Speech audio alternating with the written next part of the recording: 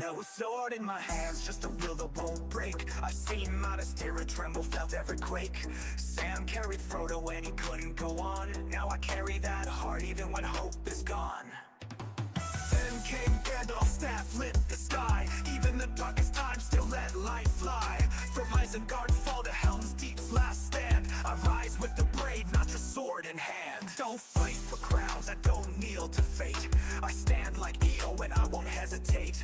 Aragorn's cry, Theoden's charge in the fray. I'm the flame in the dusk of the break of day. I don't fight for crowns, I don't kneel to fate. I stand like Eo and I won't hesitate.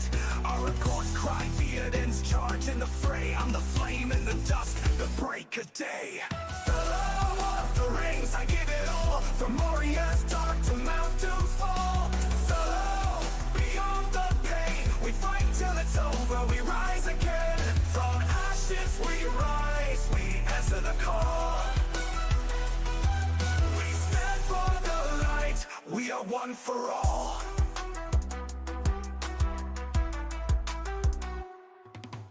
Born with the fire like smog in the air, but I learned from Boromir, beware despair.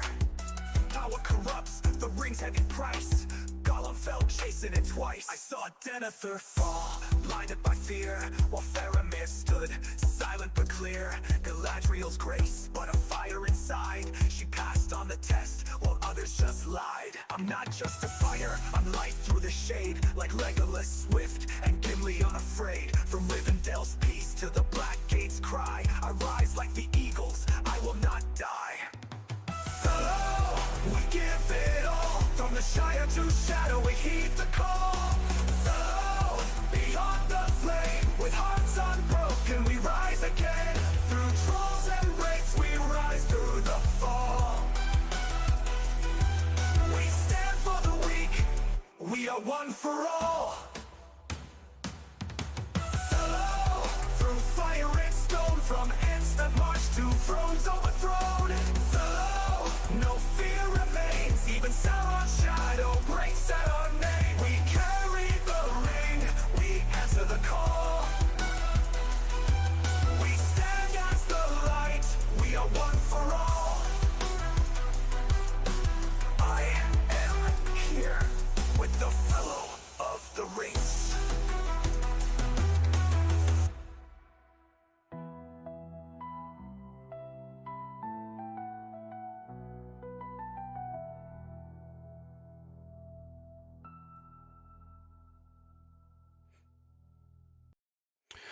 What's going on, boys and girls? Welcome. Today is beautiful Monday.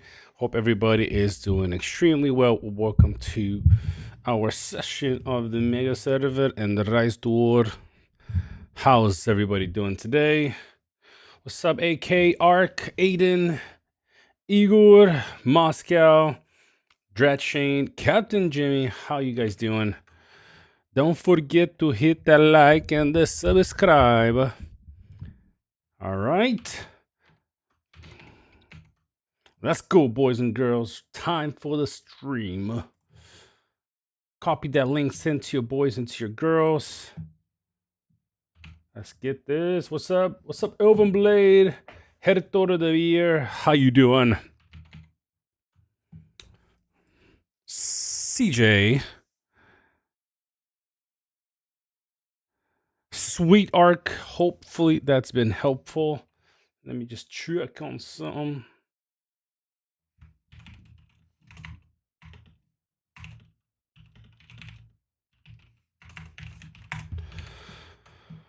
All right, so we are currently attempting this pass that belongs to Arnor. Ooh, baby. Okay, so we got these two pins over here. Bear over there and Panda over here. I guess it's kind of like a mix now. Okay, we're over here. You got, interestingly, you got Lothlorien fighting for some keeps. That is interesting. I guess you're going to see a pin there. There you go. A pin from Loth fighting the dwarves. You got Angmar over here. So as you guys can see, Order and Lame, Erebor has invaded into the lands of Angmar. There's a bunch of pins over here, 8.4 mil, 32.7, and there's a bunch of small ones over here. And that's one inside Erebor lands. Interesting. Did you guys, wow, you guys hit him with flyer? What are you guys doing? In the middle of nowhere. Oh, I'm sorry, guys. I didn't. I'll check. Okay, there you go. Hey, Cleona, fella, like the video. Yo, subscribe, join, send. Yeah, Bear carries the whole Gondor. I mean, if you say so.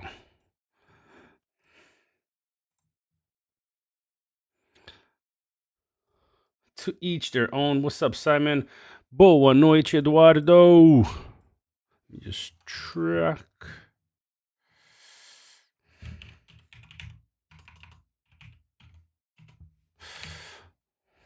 So we're attempting this pass over here, but Arno is doing a very good job blocking the way. So we'll see how long we're gonna be here for. Am I still top merit? Actually, for this week so far, we got Yargitai the Great. Yep. And you got Alexander the Great on top. So hopefully I can pass him. And then maybe I'll pass Yargitai later. But yeah, we're doing good. No, staying at the top for now. Trying to do as much as we can. I wonder who AK might be.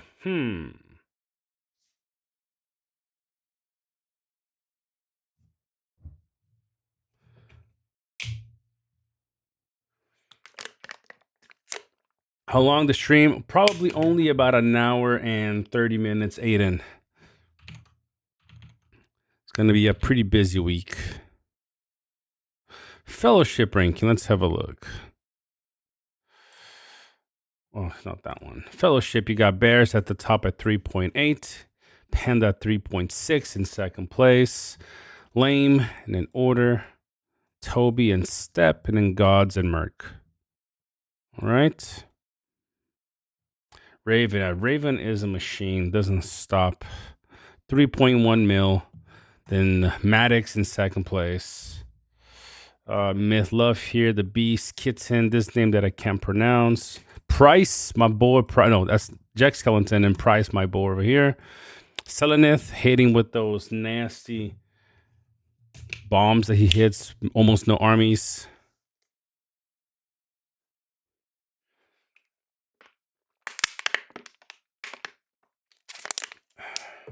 I am.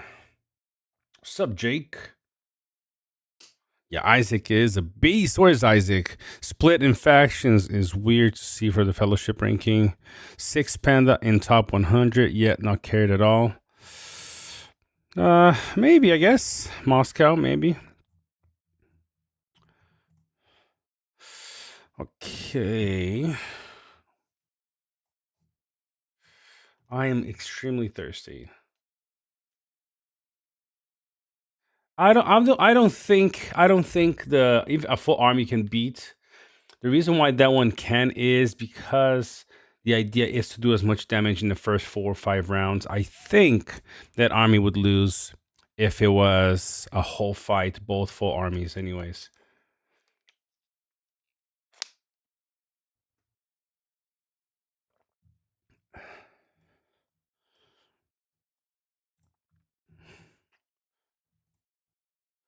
Wow, Raven is at 50 already, huh? Wow. I gotta pick up my slack.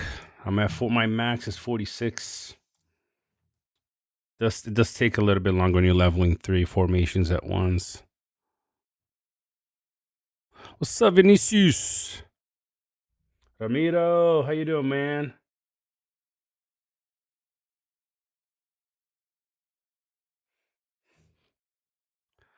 Okay, we got...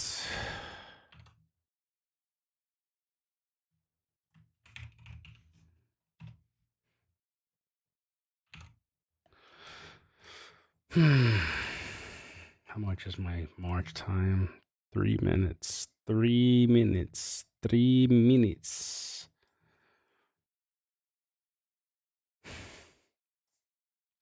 I am a bit low on resources now. Although it's high, you know, per hour. It's just been building troops all day. So Tyus, now that's a good question. I don't know yet, Tyus. This is a free for all yet, and like I said, I'm not in leadership this season, so not a whole lot that I know.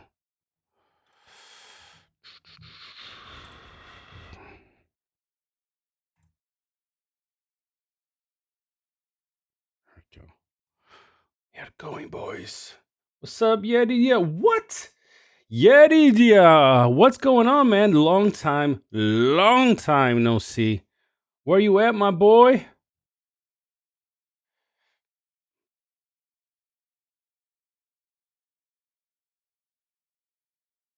I don't think so. Man, it's good to see. I was thinking about you a while, like this, what, last week, I believe. You know, because I was thinking about the guys that we used to do streams with, and I remembered you. I'm Tex enjoying, I'm enjoying the Rise to War free life. I hope life is good, my friend. Hope life is good for you. Pass looks like no action. They should set up some coordination, like when to just send siege. Well, I don't know, man. I don't know. Pretty good, brother. Wife found out the wife is pregnant with our 4th child, so we're preparing for that. But everything is good. Everything is good.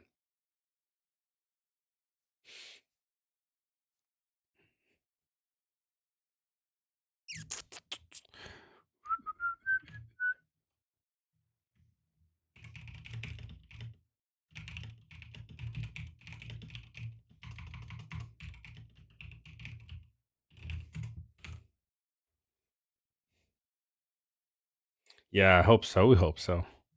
Everything should be good, though. Thank you, CJ. I shall show some reports, Vinicius. AK, you know I stalk you. Who is AK? I'm trying to think who AK is now. All right, guys, we going for the pass. Come on, Arnor. Let's go. For some reason, I thought the game was dead. Open YouTube and had you on my front page. Let's go, YouTube. Put that on the DDS face right there, man.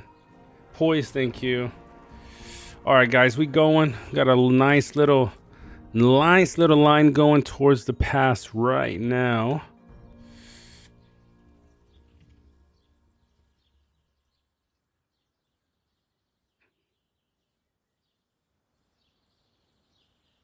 Let's see, what did we do? All right, not a bad first. Gotta pull back. All right, not a bad hit. All right, so all armies down. The issue is if you don't have enough to send at the siege. Oof, that was a good one. Let's see what happened here. So got a, ooh, nice. 243. 76K. Z5, there you go. R14, nice. Yeah, it did block us from doing a lot of damage, though. Surprised we didn't do more. 180 versus 30 something. Okay. I'm doing a test Dane later on, though, in this formation.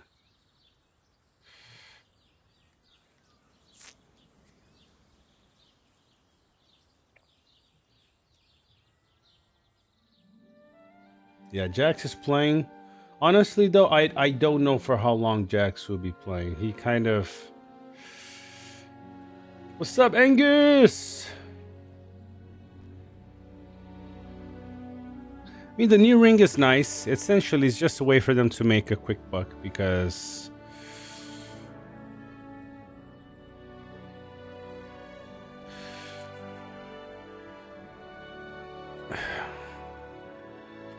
You know, it's just, you spend money to upgrade it. It doesn't go back. So it doesn't reset. So it's a way for them to make a quick buck from people. Yo, my boy, shout out to my boy Angus with the 20-pound super chat. Brother, I appreciate that support, my man. I appreciate it, Angus. Thank you. So last time, if you consider that last time when he was on, he was talking about how pretty much, you've done everything. He's done everything, played everything, tested everything that he has, and nothing has really changed in the game. No new campaign styles, nothing refreshing that people can play, because at the end of the day, everything is basically the same. Rings of Power has, like the special ring abilities, but other than that, it's still the same thing. TE, they broke it so much with the skills that the only thing people go to TE for is to run T3s and T4s at a cheaper rate. That's all they do. There isn't a whole lot, of differences. Like, just thinking of the skills in 1.0 for TE. That's all I'm gonna compare it to. In the past, the skills were a lot more meaningful, and TE is essentially kind of a waste. It's just cheaper tier 3s and cheaper tier 4s. That's all it is. And you got Rebuilding Glory. Nothing is really, really different, Yeah, we got almost 50 people watching and almost no likes. What's your army looking like, and what's the Fellowship Leaderboard looking like, and what would you do if you knew that spies are in this chat learning from your armies? Well, Aiden, honestly, there isn't a whole lot that, I can do. It's either I don't stream like I did. I didn't stream for like 2 days, 2 weeks ago, because I have my own way of farming, and I kind of wanted to do my thing, without having interruption from the stream that on those 2 days. But in PvP, there's not a whole lot you can really do, because people can just share one report and that's it. Everybody that knows your formation. Nothing really is really that unique anymore. So the only thing people can do is, okay, he's running large, medium units. Let me prepare some large units to counter that. Or he's running small units. Let me run some medium. Other than that, there is not a whole lot that you can do, unless you're spying on pins and stuff on the map. And that is one of the things I avoid opening so much, is the map, so people don't know the next moves. That's all you can really do at this point, and especially for somebody that streams, because that is one of the downsides of streaming. People are looking at your screen. So you do have to be kind of mindful of what kind of messages you open up. That's usually why I don't go into fellowship. I don't go into chats during the streams, because I don't know, maybe there's information about an attack or a move that people might see, and you don't want to leak that. What does the leaderboard for the clans factions look like? So in terms of affluence or production, whatever you want to call it, you got Gondor at the top, the 2 teams at the top, and you got Lame and Order, who are Erebor, 3rd and 4th, just very, very close in. Then you have Toby and Steppe, Angmar, and then in Arnor, Gods and Merc. And then you got all these little teams. I mean, you got Linden here with Icegrim. I can't pause the stream. If you answered me, Phil, I missed it. Shane, what did you ask? If Jack stops, is that part of the reason why you start on your own team? No, it's not really. I'm not. So that's the thing, though. I'm not sure if I have the bandwidth to run the team, and so as much. So there are a few things that holds me back from making a team, and I'll answer that in just a second. Yeah. So that's Yeti. That's. In terms of power, that's it. And let's have a quick look at merit, though. Let's look at the top 10 again. So you got Raven, and then this is Maddox over here. This name that I can't pronounce. I don't even know who the Beast is. If anybody knows who the Beast is in Erebor, let me know. We got Kitson, Mythlove, Jack Skellington, Jack Sparrow, who is Price, and then Bone Crusher, and Selenith. I mean, I'm not too far behind. I can easily get to the top 10 here. I just need to keep, keep going at 1.4 mil. What's up, Evan? All right, another push, I guess. I guess somebody's going. Let's see what we got in terms of units. Getting a bit dry now. All right, you got 40 minutes over there. Okay, maybe over here. What can we do? Let's see if we can pull in some units from one of the other passes. It's not bad. Let's pull that one for now. Merc is hanging on. Very limited resources. They're pound for pound the better team. Gondor is winning wear and tear. I mean, shout out to Merc and Gods, man. You know, I probably say quite a few times, I know what it's like to be on the losing side. In my last season, we were way outnumbered. And so I know the feeling.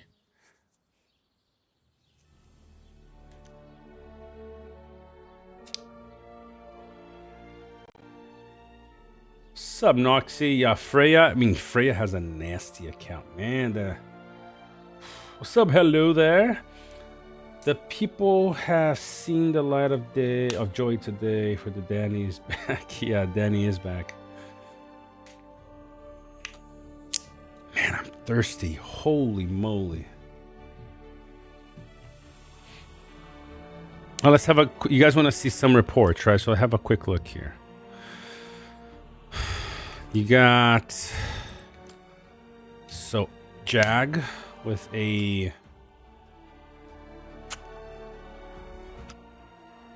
Z1 R10 Z1. I really want to put Dane back on my A team.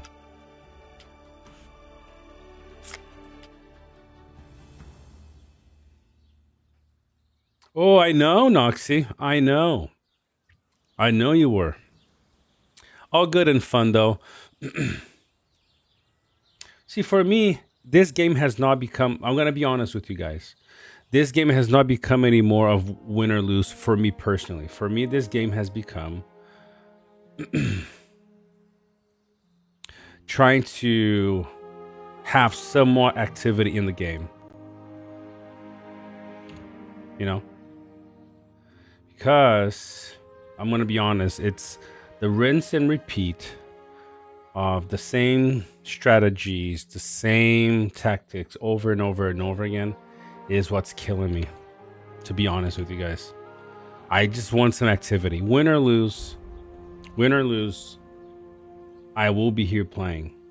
So the rough thing for me right now is just trying to find some diversity in gameplay, some diversity in things. And I'm going to be honest, it's not easy to find. Oh, it's not easy. It's crazy. Okay, I need more resources. I'm going to have to hit the ring.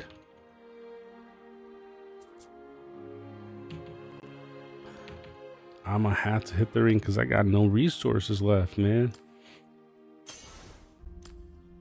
Go.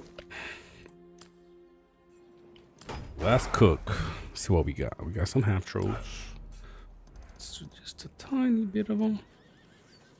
Let's see what else we got. Oh, we got a few of these. Let's cook a few. What else? What else we need? We need some more Nagas. These guys are expensive. What else? What are we running on? I'm dying again.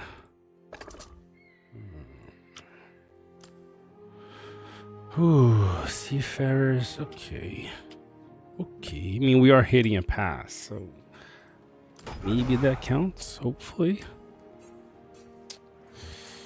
Where are the seafarers? There we go.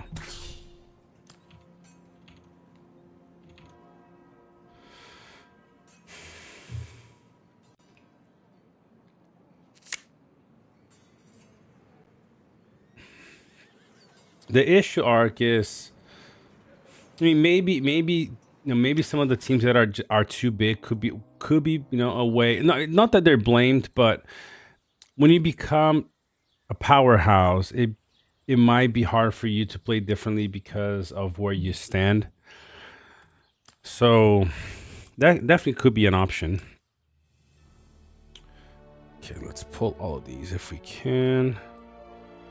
Yep. What else we got? Got anything else to throw at them? Ooh, okay, we got some of these guys. Ooh, that's not enough though. I might go anyways for them. Here we go. Yeah, baby. I'm back. Had to go to the door when you show. Oh man. So for me, this game, I'm just trying to find diversity in play and style and strategy, because it is wearing down. I hope we can change something, honestly. Funny enough, I'm not the only one that feels like this. I was talking to a few leaders from different groups and they feel the same way. Like nothing changes. Everything is the same. Everything is the same every season. Tyus, the real question to ask is, to what end? When does Mega server become Mega and stop being a lopsided beatdown? And that's a good question, Tyus. And I personally, I don't think I have the answer, for a couple of reasons. One, I'm not in leadership to make decisions. And two, I'm going to be honest, it feels like players are too accustomed to playing one way and they don't want to change. Obviously there could be other reasons too, but specifically talking about, the Mega server, those two things for me. What's up, Kevin? Those two things for me are two roadblocks.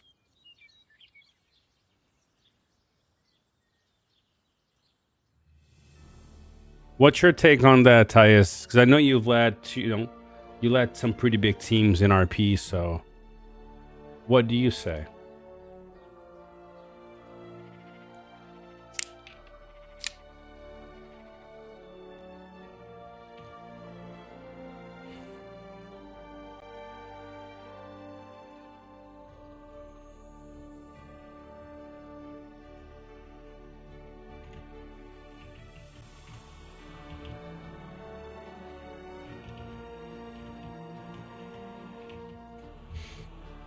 The natural progression to change in the season is to change as the chapters advance. What do you mean, though? I think that's very subjective. Don't you think?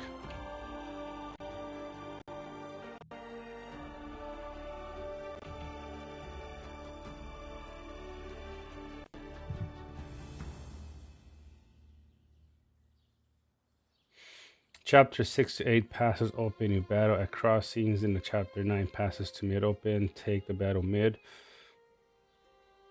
Just hop into your Discord, fellow. Sweet Aiden. You can only fight on the same passes for so many days. Every season feels, fellow. It's getting stale. It is getting stale. Extremely stale. But then again, what are players... See, this is a bigger question, I think. What are players willing to do in order for it not to be stale?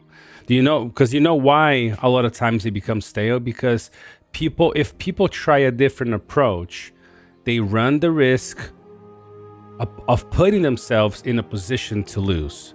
So because people don't want to lose, they will play the same cards that they're comfortable with to make sure that they win. So what's the answer there?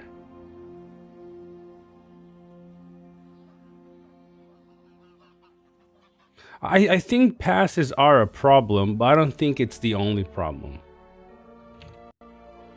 That's my personal take. I don't think it's the only problem.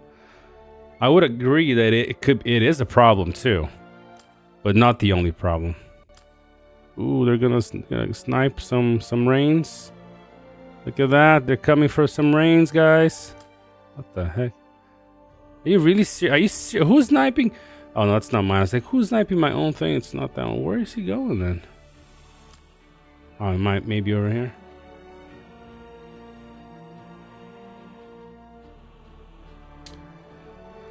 We need more teams like Iron used to be. Just play for the heck in fun of it, regardless if winning or losing. Just enjoy the game and fight, and some more fighting. Yes, but sadly, you're probably gonna find now in 2.0, Yeti, probably one team like that. And I'm not saying that I don't know who it is, but that's not most of the teams nowadays. Free for all, many teams means nobody gets too much power. Anybody can be taken down in power by the rest of the server, make it fluid. That would be, yeah. You're kind of preaching to the choir of tires, although I agree with you. You know, I don't think it's happening.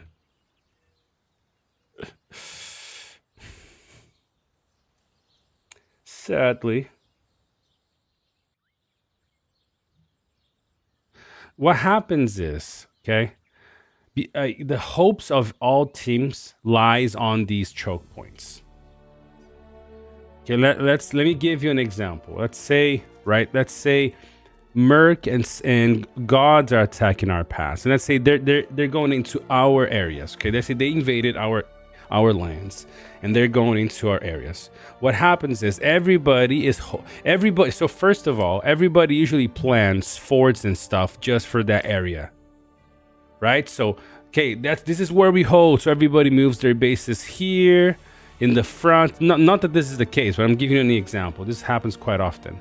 This is our hold point, guys. Nobody's gonna, this is where we hold them. Okay, so we got people building their bases instead of forts and things here, correct? And everybody's hopes is all here. Usually they won't build forts further back to protect themselves if in case they lose the pass. So then what happens usually is the following. They will lose the pass, and then everybody just goes AFK. Because they're like, oh, they've gone through the past. There's not this. It's done. There's nothing we can do here. Now let's set. Now instead of setting up defenses prior to this as a plan B, plan C, plan D, usually what teams would do is have basically this as the plan A, and that's it. Once they lose that region, that pass, then what do? They will then, after the fact, say, oh, now put forts over here. Like that's too late. Most likely by the time anybody gets there, because now they don't have any fortresses built, they don't have any forts in that, to give you that that range. People are hours away from being able to protect here. Look, I've seen this over and over and over again. Basically, passes become your choke point, your win all, hold all, and then once that goes down, a lot of times people just kind of lose hope. And that's sad because I've seen teams come back from this. I'm not saying the teams that came back won, but they came back. And sadly, everybody just wants. This is like I said. People say they want fun, but what they really mean is we want to win. And if it means first we play the same thing over and over and over again, once we guaranteed our win, then we think about something different that we can do for the rest of the season, because now we're bored. I'm sorry, but 99% of people actually don't want to make the game any diverse. And this is me as an observer. I've played in multiple teams, played in multiple servers. People, come to me saying, "Oh, our server is like this and like this and like this." Nothing really changes, guys. And we are, of course, the devs have a big role in, in the poor quality of the game too. But at the same time, it's our fault because we don't want to play differently. We don't want to try something differently that takes us takes us from our comfort zones. They don't. They don't want to say, "Look, we're gonna do something fun this season, guys. We're gonna do this." They won't. They don't. Everybody wants to play it safe. But the funny thing is, a lot of times we try to do things to avoid something, and we ended up causing that very thing that we're trying to avoid. So, I honestly, in this case, in trying to make a server fluid, personally, I don't have any hopes for that. Zero hopes. This mega server was my hope to see something different play out. It won't. And if it can happen on a server with 8 of the OG teams of this game, it won't happen anywhere else. So it's, you know, it's I mean, I'm gonna keep, you know, I'm still here, but it's sad for me to say, but I don't have any hopes of any different type of gameplay in this game, unless the devs do something about it. But if it's up to the leaders, sorry, but it won't change. All right. So, like I said, this kind of just nailed the coffin for me. People say they want fun. They want to first make sure that they are in a winning position first. And then, you know, 8 of the OG team. Shane Bear didn't get to non-RP sooner, to be fair.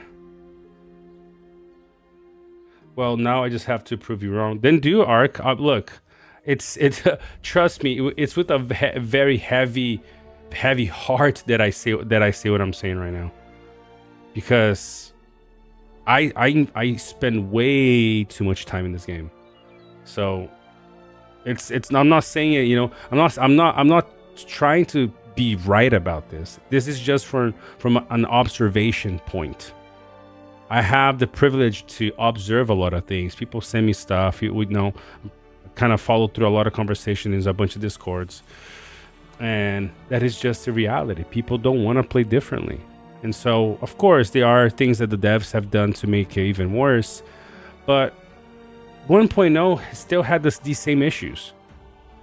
You know, it's like all Diplo, everybody's talking to everybody from day one, and it just doesn't change. It won't change. You know, it won't change.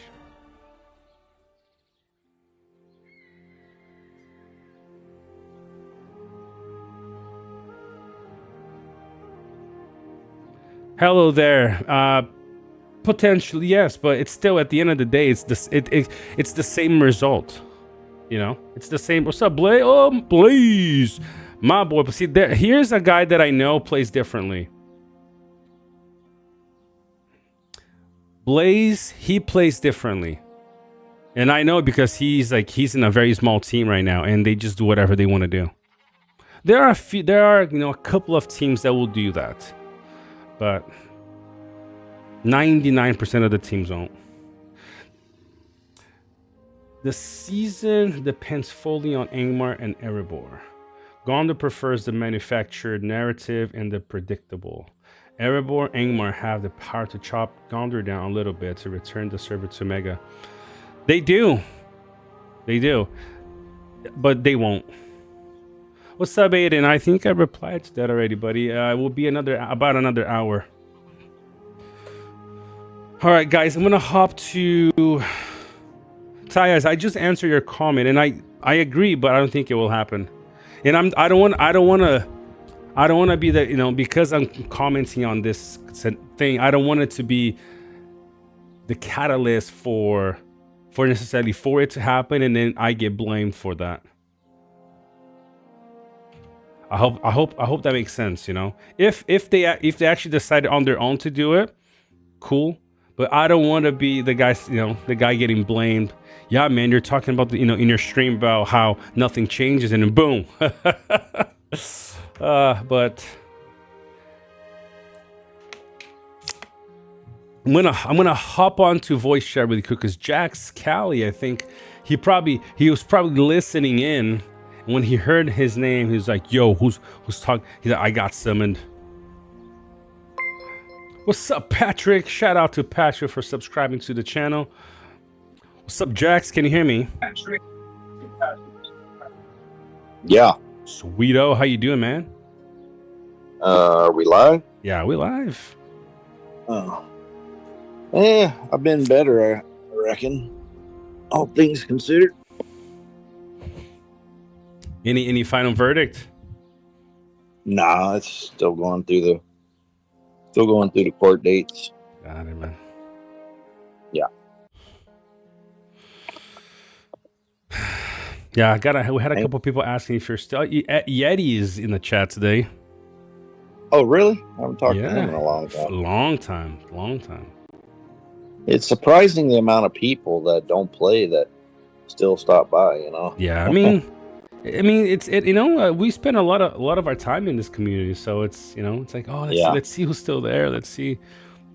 Yeah, I do it too. If I had kind of walked away from the game, but well, that may be us. One day we walk away and we stop in from time to time. Who knows, right? Yeah.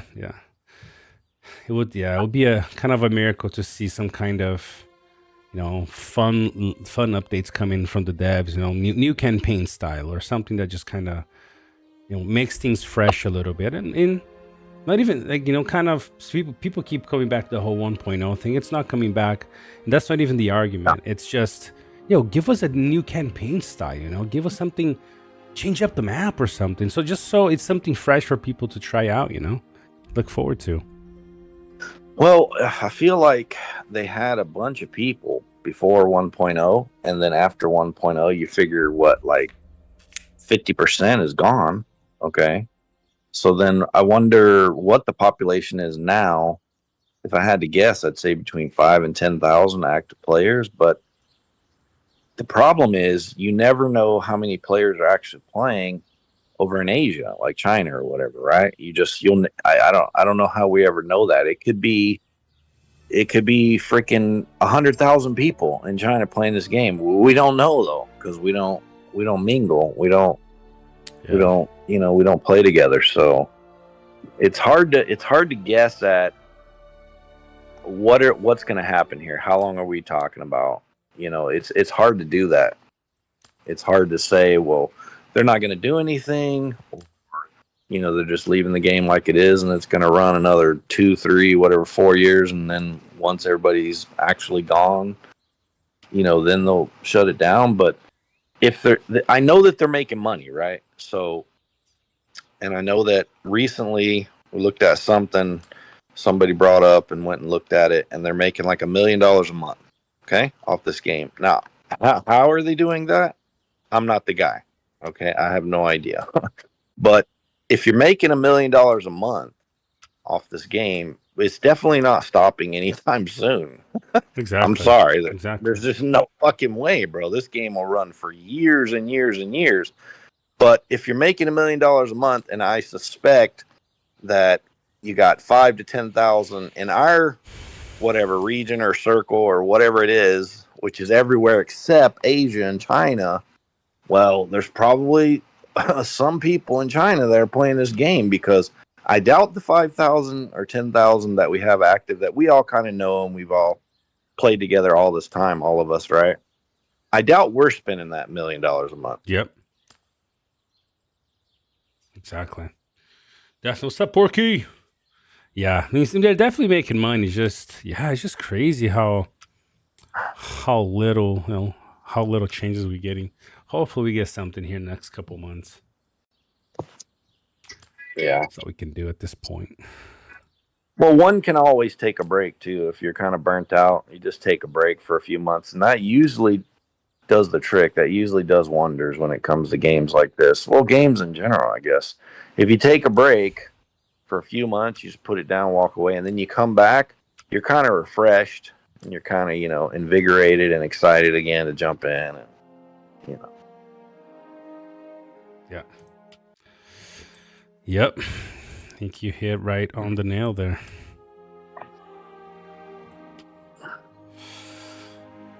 Let's see. Ooh, Prince Imar, let's see what he's running. R10. Sheesh. All right. So you guys are fighting at the pass, huh? Yeah, like everybody else, basically. Yeah, these passes are no joke, bro. They stop all fluid gameplay and just sit in a place and fight. It's kind of nuts, right? Yeah.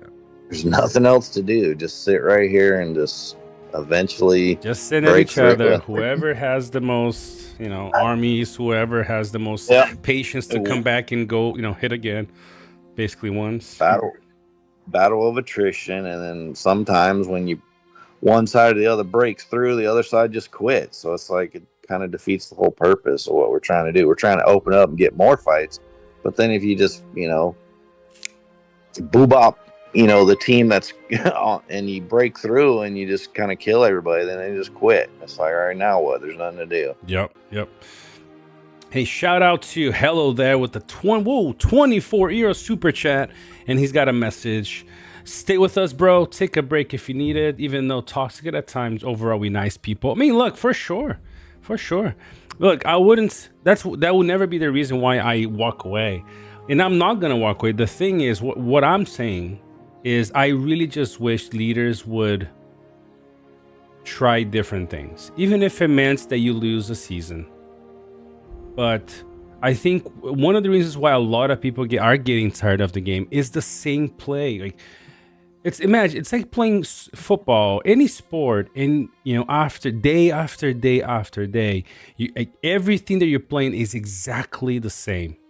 I mean, maybe the first 10 times is fun because, like, oh man, this is so cool. We're winning every time.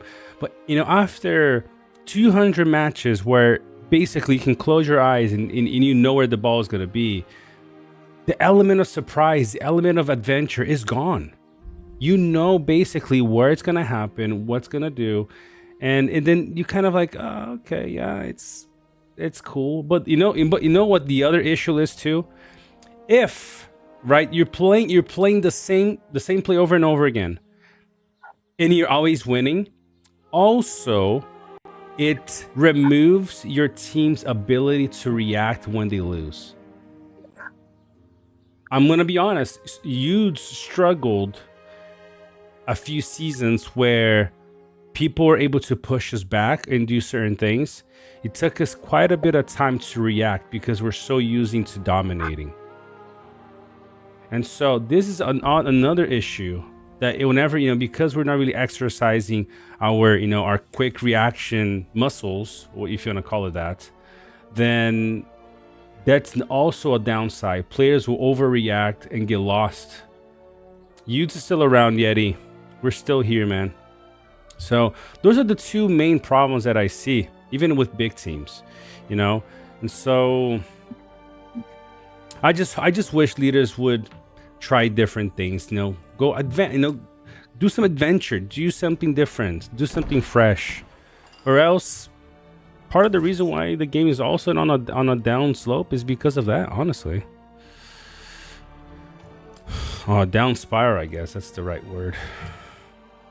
So Who's hello there? That is a good question. I'm trying to remember. He's got what, $24? We need to get 25 and 50, right? I mean, I'm not gonna say no to that.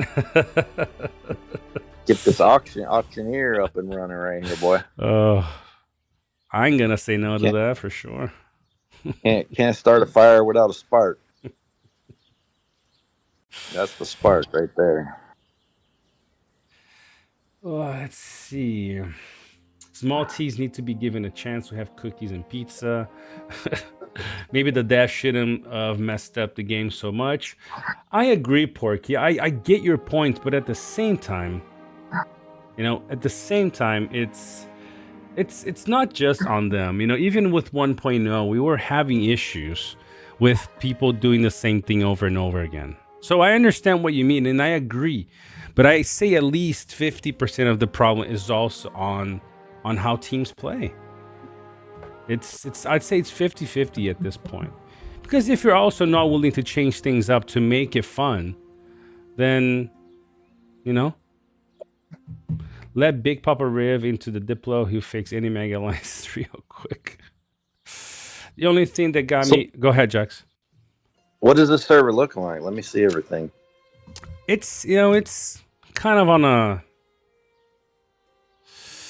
You got Arnor here on the left. We're fighting... Gondor is fighting Arnor. Who's Arnor? It's Gods and Merc. Oh, shit. Okay. They're probably maybe the least strongest. I don't know, though. I could be wrong.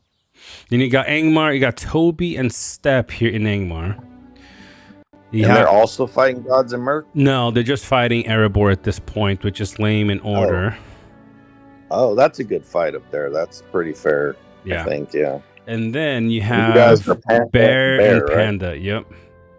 Yeah, I don't know that Gods and Merc can hold you guys back forever.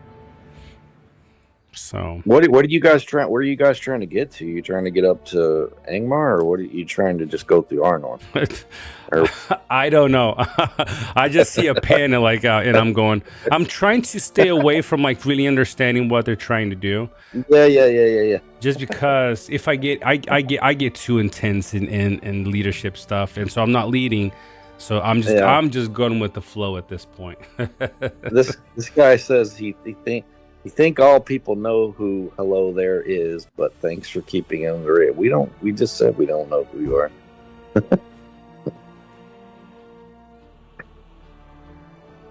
I'm trying to remember who Hello There. Send me a DM on Discord if you want to keep it under their radar. But I gotta remember. I remember seeing you early in the days. I'm trying to remember.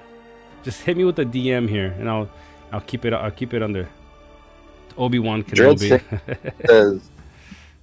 Dread Shane says just break the Mega Alliance and make this server what it was supposed to be. I don't think there's going to be any alliance like that. I think it is what it's supposed to be. Maybe I'm wrong, or what? I don't know. I don't know. Right? I don't know anymore. I honestly don't know what the server is supposed to be anymore.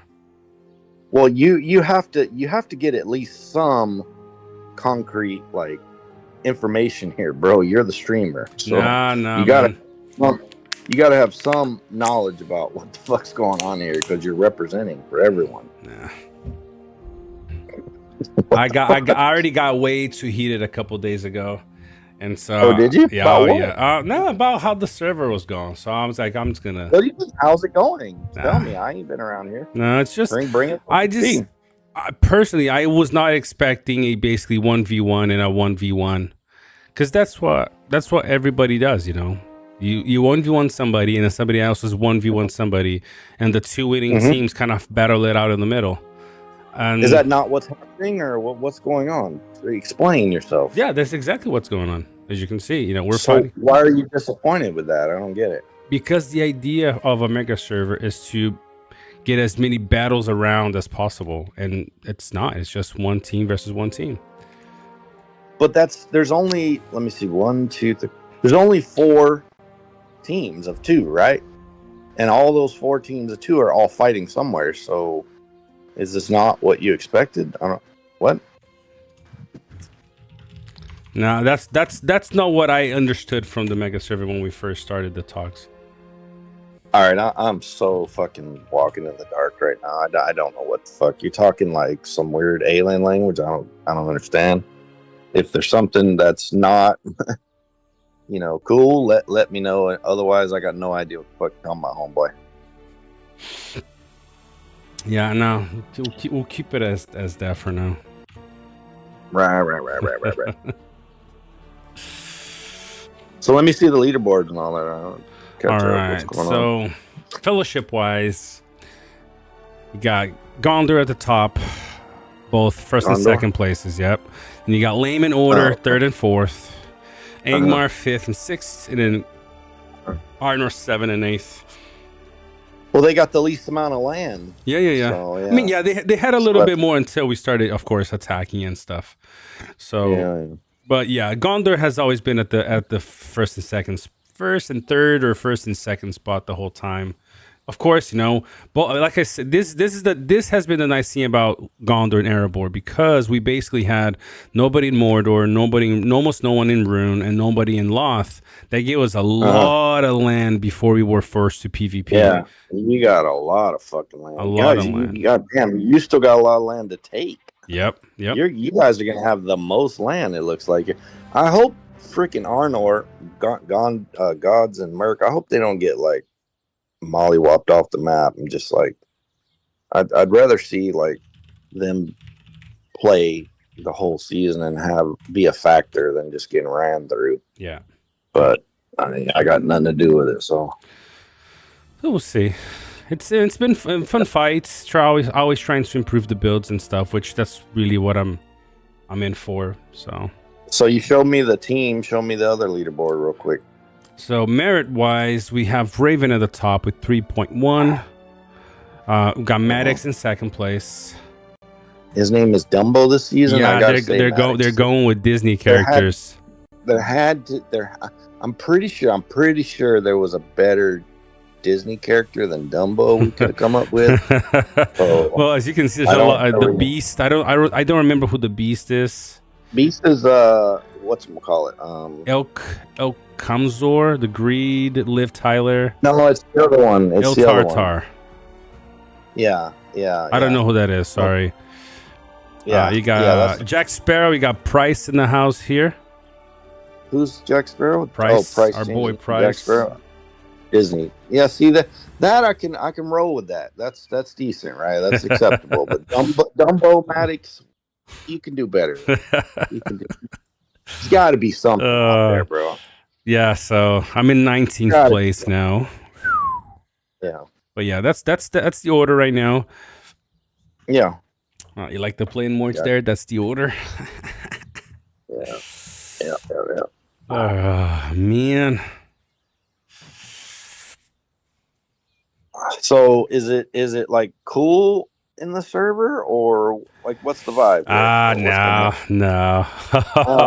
I mean, I actually don't. I'm not following world chat, but man, I keep hearing that something like there's really? times in the day where word chat just pops off. But why? Come on, man! You got eight. Why? Eight big teams playing. I'm telling you, people, all of you, don't fuck this shit up. This is the way. This is the future. Do not fuck this up with toxicity. Shut your fucking mouth. Put the goddamn mouse and keyboard down and walk away, bro. Do not fucking get emotional and pop off in world chat. No, I have a question. Cool. That's a good question. Look, everyone, be cool. This is something interesting here.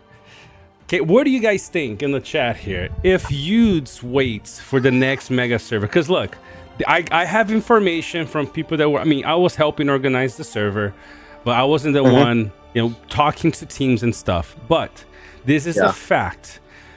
There are a few teams that only agreed to participate when Yudes was locked in their last server.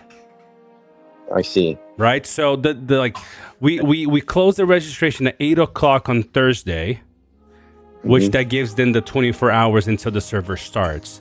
8:05, I got confirmation that like 3 teams said yes right after Yudes was locked in. Now the question is locked in. Yes, locked in. We couldn't back out and join the mega server. But then I get it. Yeah. Well, next time I'm pretty sure that Yudes is going to join whatever mega server after this. There's no other way at this point. It's just everybody's got to get together here. I mean, yeah, I hope that people have that mentality, Jax. Hopefully, let's pray that's the case. If this team goes into another dead season, I don't know what happens, because it's just enough is enough. We've got to do what you're doing here. This is the future. Okay. This is where all these type of zero-sum games end up in the end game. In game times, you have all the strongest, all the best, all fighting, all on the same server every season, and that's it. That's all. There's no other way. This is it. Let's create a poll here. We got 70 people watching.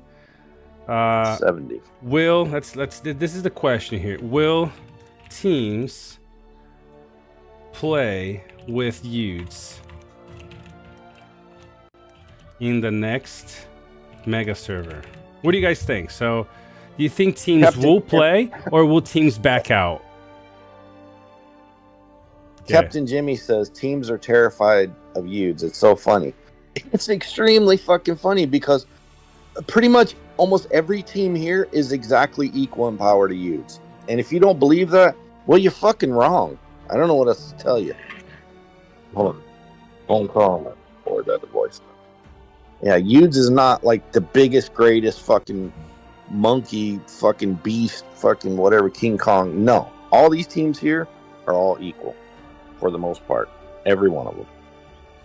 All right, we got so far 52% saying yes, teams will play with Yudes in a mega server. Okay, I'll let you guys, I'll keep it up for a little bit more for you guys to give a more concise opinion. Where's this voting at? The what? Where's the voting for this poll It's at? in the chat, in the YouTube chat. I can't access that from here. All right, so majority of people thinks yes. Okay, cool.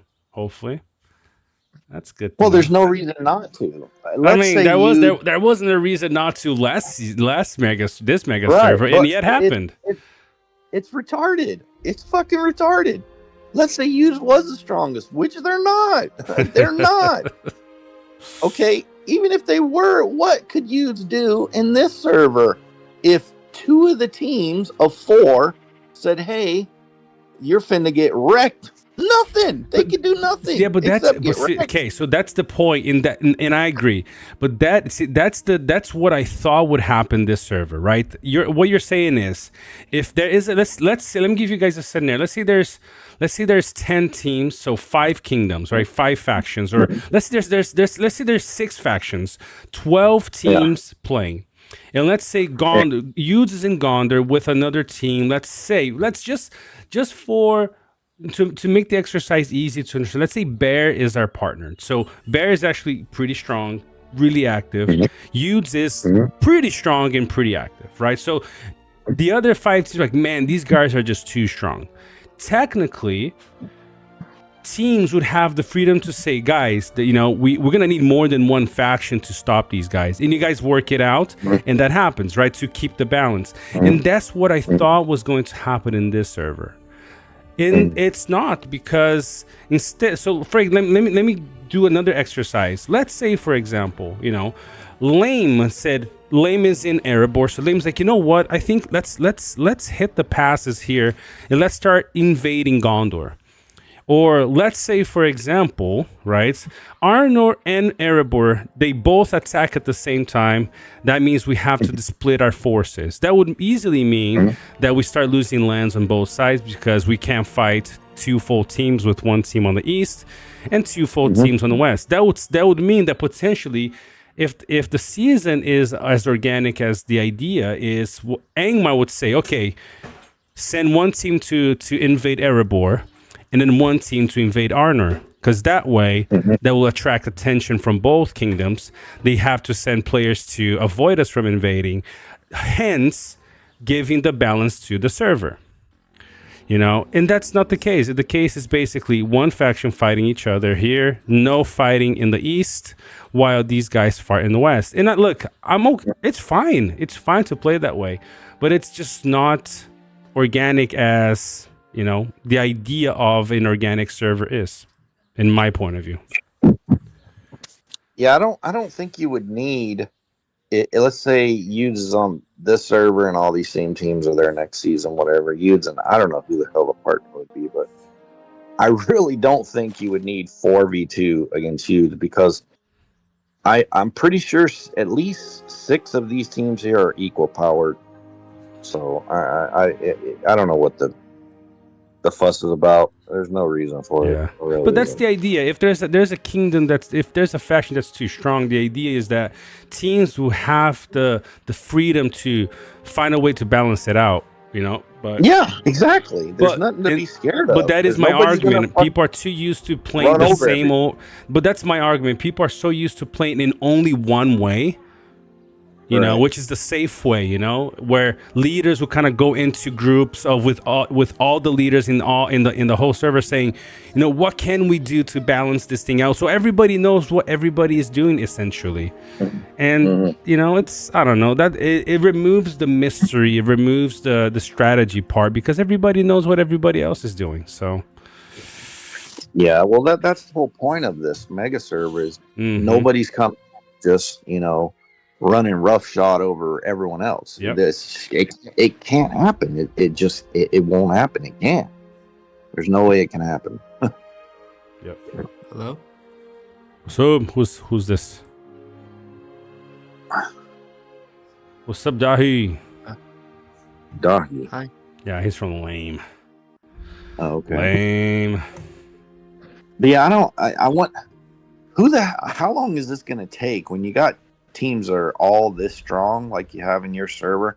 I wonder how long is it actually going to take, or does it even happen that everybody makes it to the ring? Because this shit can go on forever at these passes with teams this strong.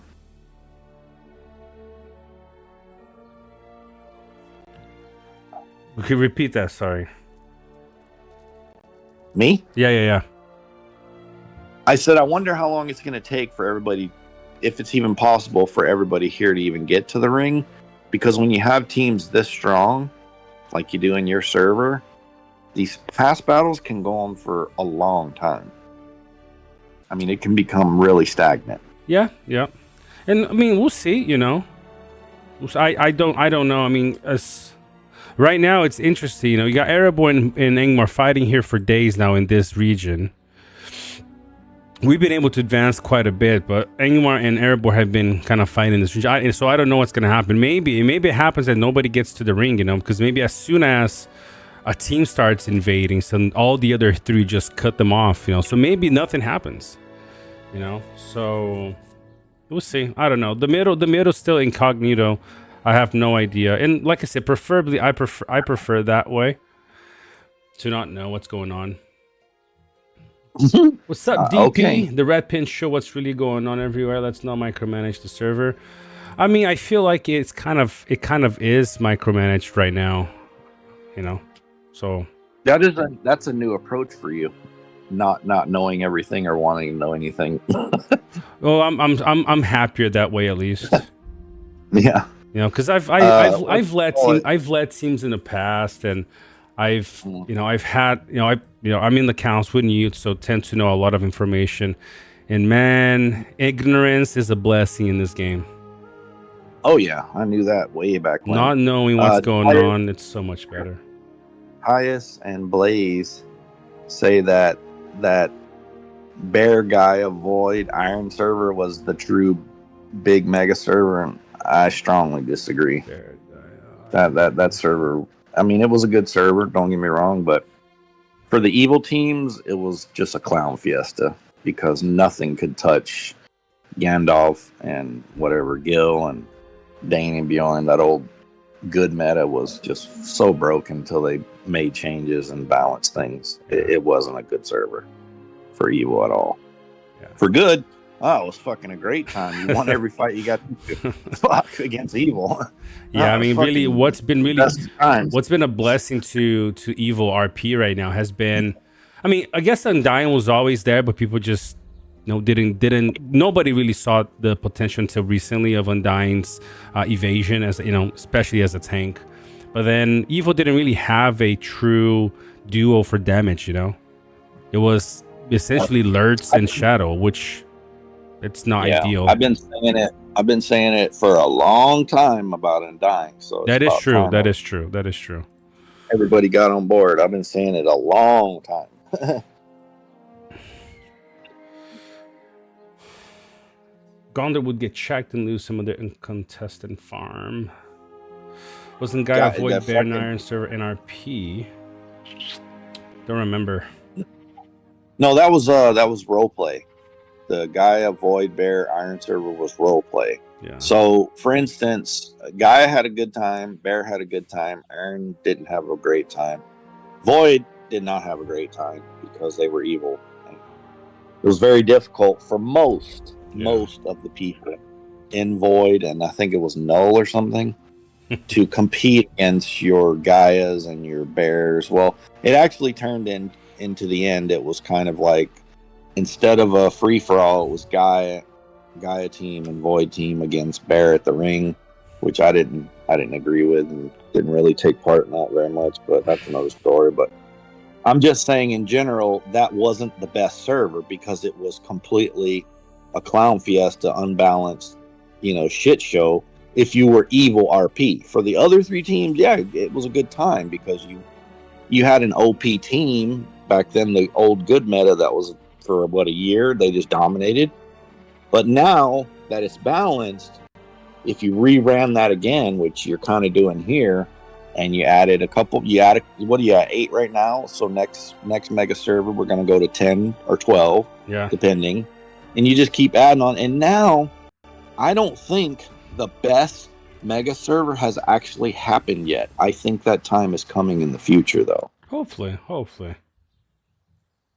Let's see. Hopefully people will be still up for it, which, you know, I'm all for it. Let's see if it happens. Now, interesting, Dasima and Riv said Shadow and Scout always been good. Yes, but at the time, almost nobody except, maybe players from Aces or Myth, whatever, whatever they were called at the time, were really heavy on the Scout Helm. Most players were not into Scout Helms. And so a lot of people suffer for not having that. Now, adding on Saruman has definitely put that, shifted that a little bit towards evil in RP. Although I know quite a few RP, good side players that are just killing evil teams right now. Just what are they using? Destroying off meta stuff. Like what? Like Thranduils and Gills, Kirdans, Helms. You talking about that? You talking about that book group, Cletion and all those Exactly, guys? exactly.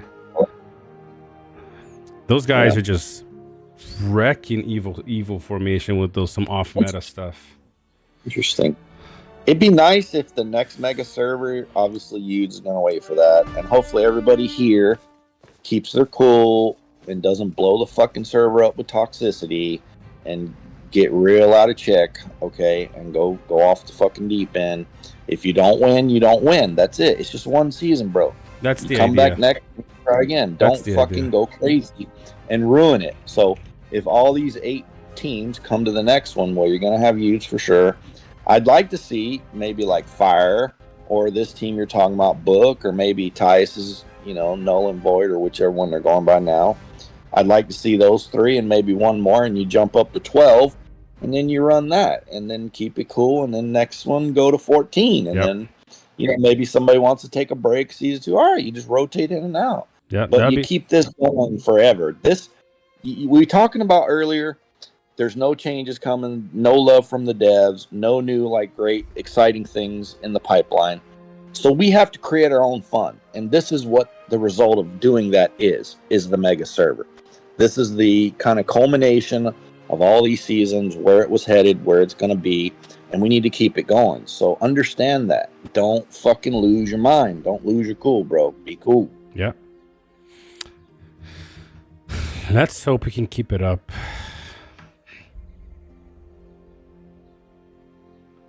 Let's hope it. What's up, Tom? Witch King, Undying, Sauron, and Shadow. That can work.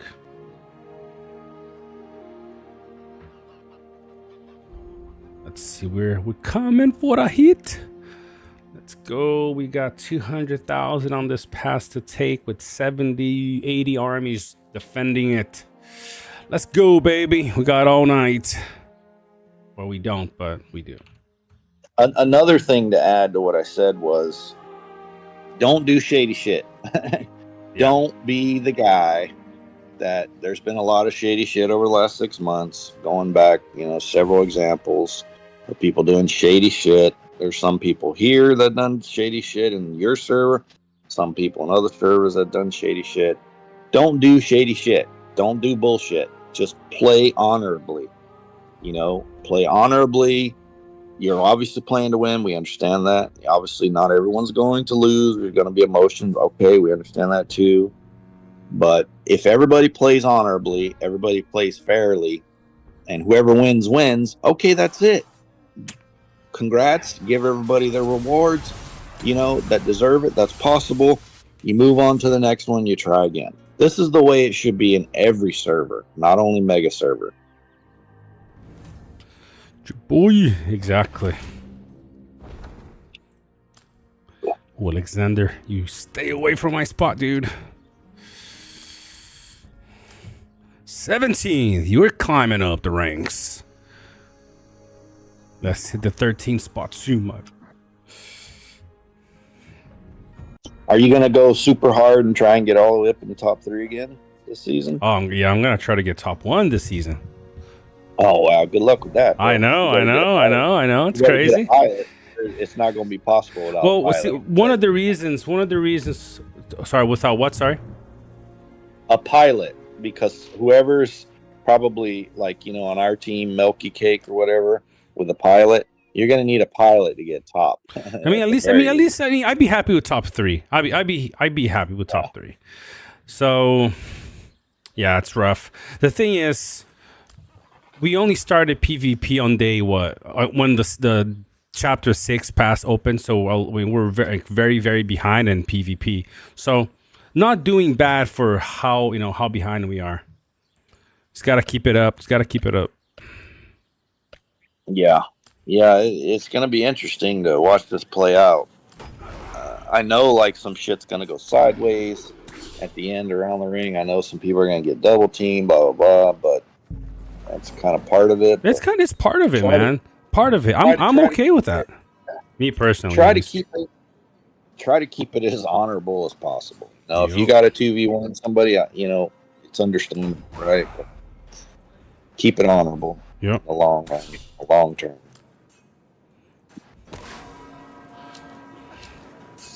I don't have any issues losing. Most of my seasons in the last 20 something, probably at least half of them were losing, so I'm okay with that.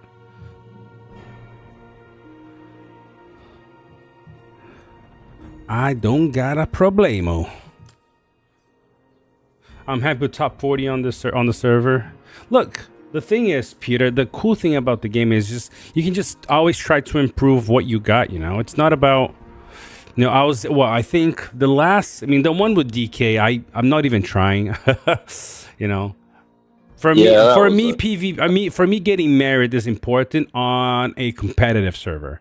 On a server that we basically can do whatever we want, the merit is really meaningless. Yeah, it's meaningless. So merit on an active just means how much you were active for your team, how much you're on a server where you're basically dominating. It means nothing really. So last server though, the one we lost, I ranked 3. Was it? I think I ranked 3rd. I don't know. I don't remember. I think I might have probably taken a screenshot somewhere. I gotta look. But I mean, I ranked pretty high. I was trying really hard to get up there, and so yeah, you were. So I mean, the guys that are at the top of merit in our season, I gotta say, even though it's kind of meaningless, I'm impressed by the commitment because, good grief, to go that hard in a dead season. True, that's true. You have a lot. You have a lot of time. I mean, that's fact number one is you have a lot of time, a lot of free time. But you gotta give respect for sure to people with that high of merit in a dead season because they are playing a lot. That's true. They're playing extremely hard. It's just for me, just it was kind of a giver that we were gonna win after a certain point. So it's like I'll keep my sanity for the next one. It's unfortunate, you run across teams like DK in our season, and it's commonly known they do shady shit and zero everyone. And now that the roles are reversed, it was interesting to see how they reacted. And of course, they reacted in a kind of, chicken shit way, right? Which is also unfortunate. But hopefully, it's a learning experience, and you find some honor, you find like your moral compass and stop zeroing everybody and get people that are fighting all season.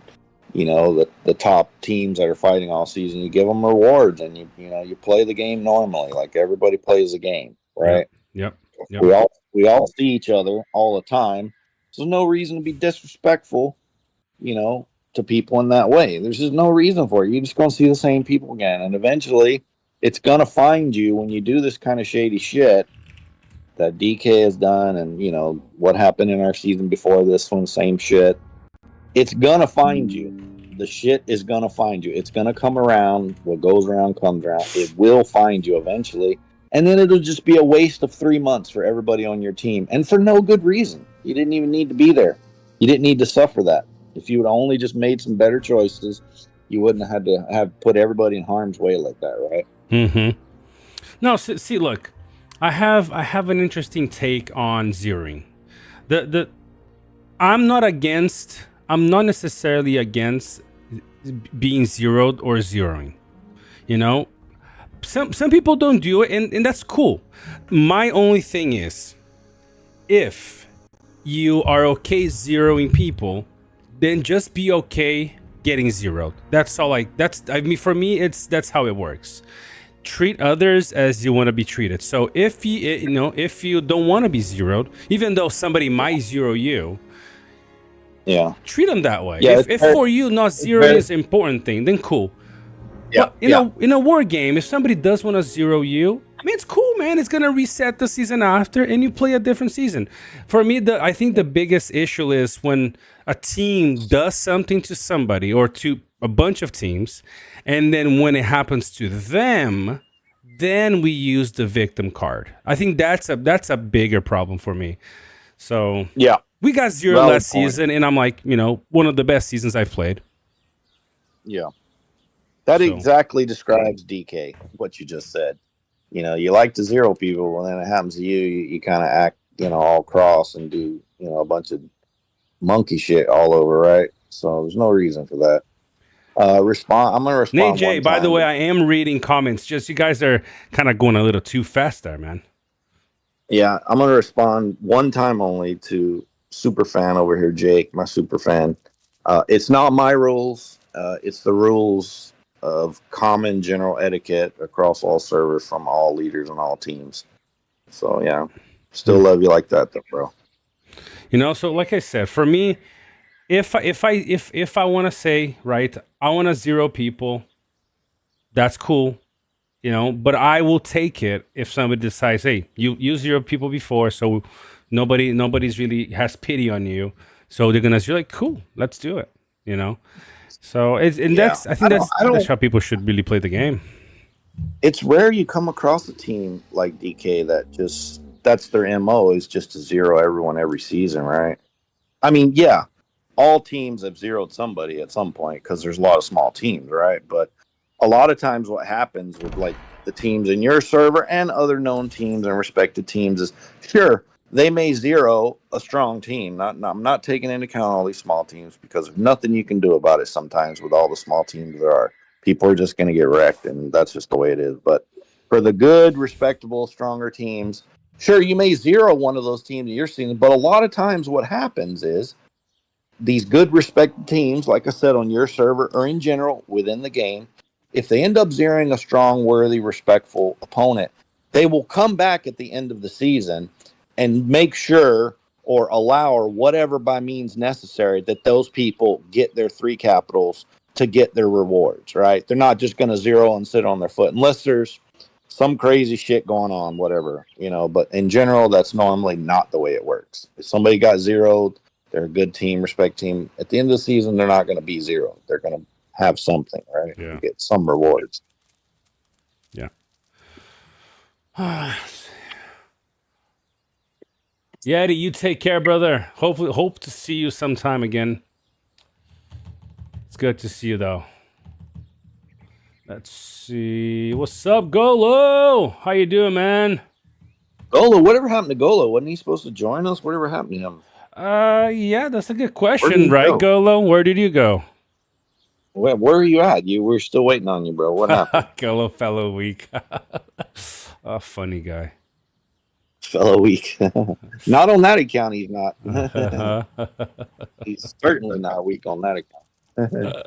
I know personally from fighting that account that he's on, then pretty much a dead draw when we fight. So he is definitely not weak on that account. Myth was the start of Ace's Scowl Rise, I believe, fellow. Oh, I didn't know that. I didn't know that Myth was the first one. Sorry, when you Myth, not Myth Love, you mean Myth as the Fellowship Myth? Because those guys change names like underwear.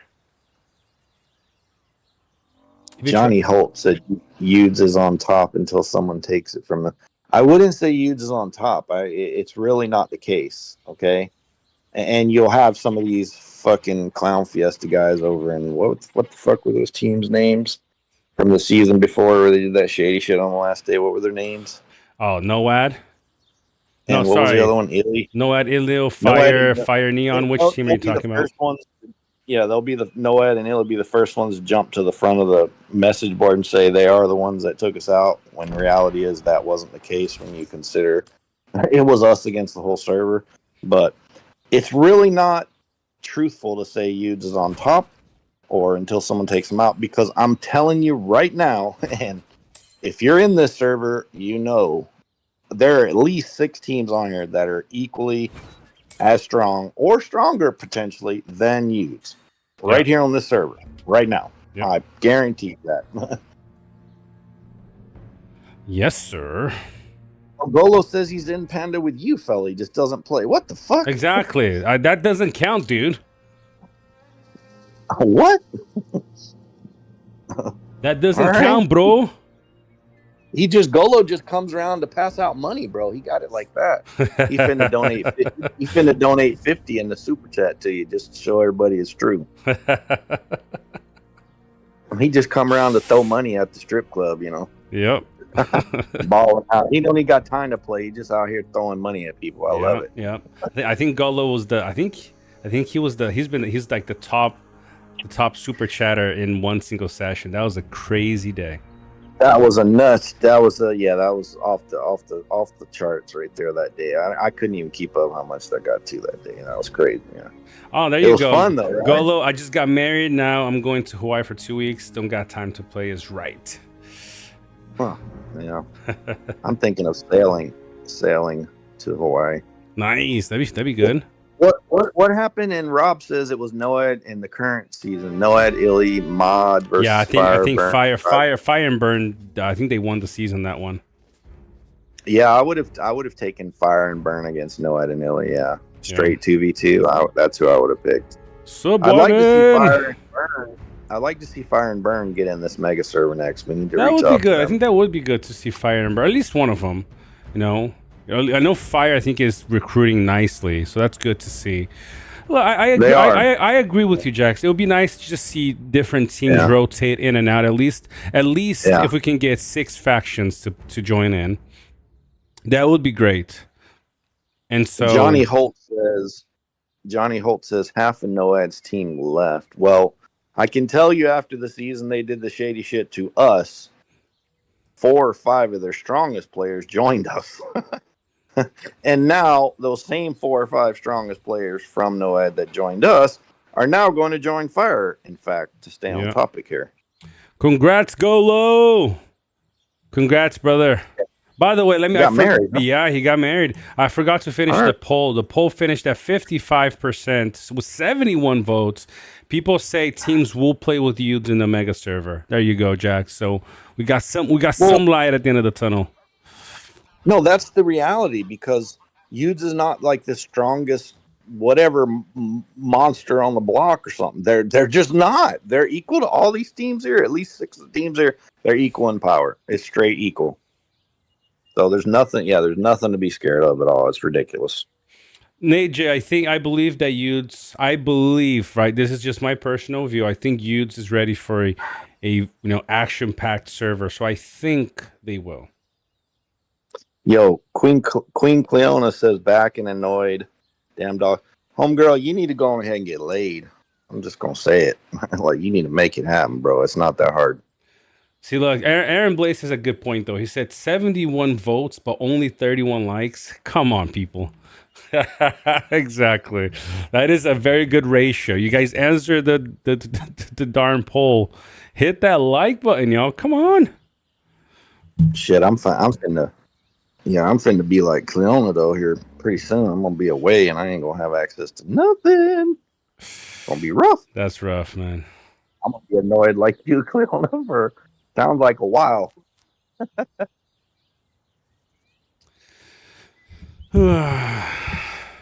I thought you had a man or something right now, Cleona. And if you do have a man, then whoever that man is, you need to go ahead and make it happen, Captain. I don't know what's going on over there. It don't make no sense. Personal problems you got going on. It's really an easy solution. Ooh,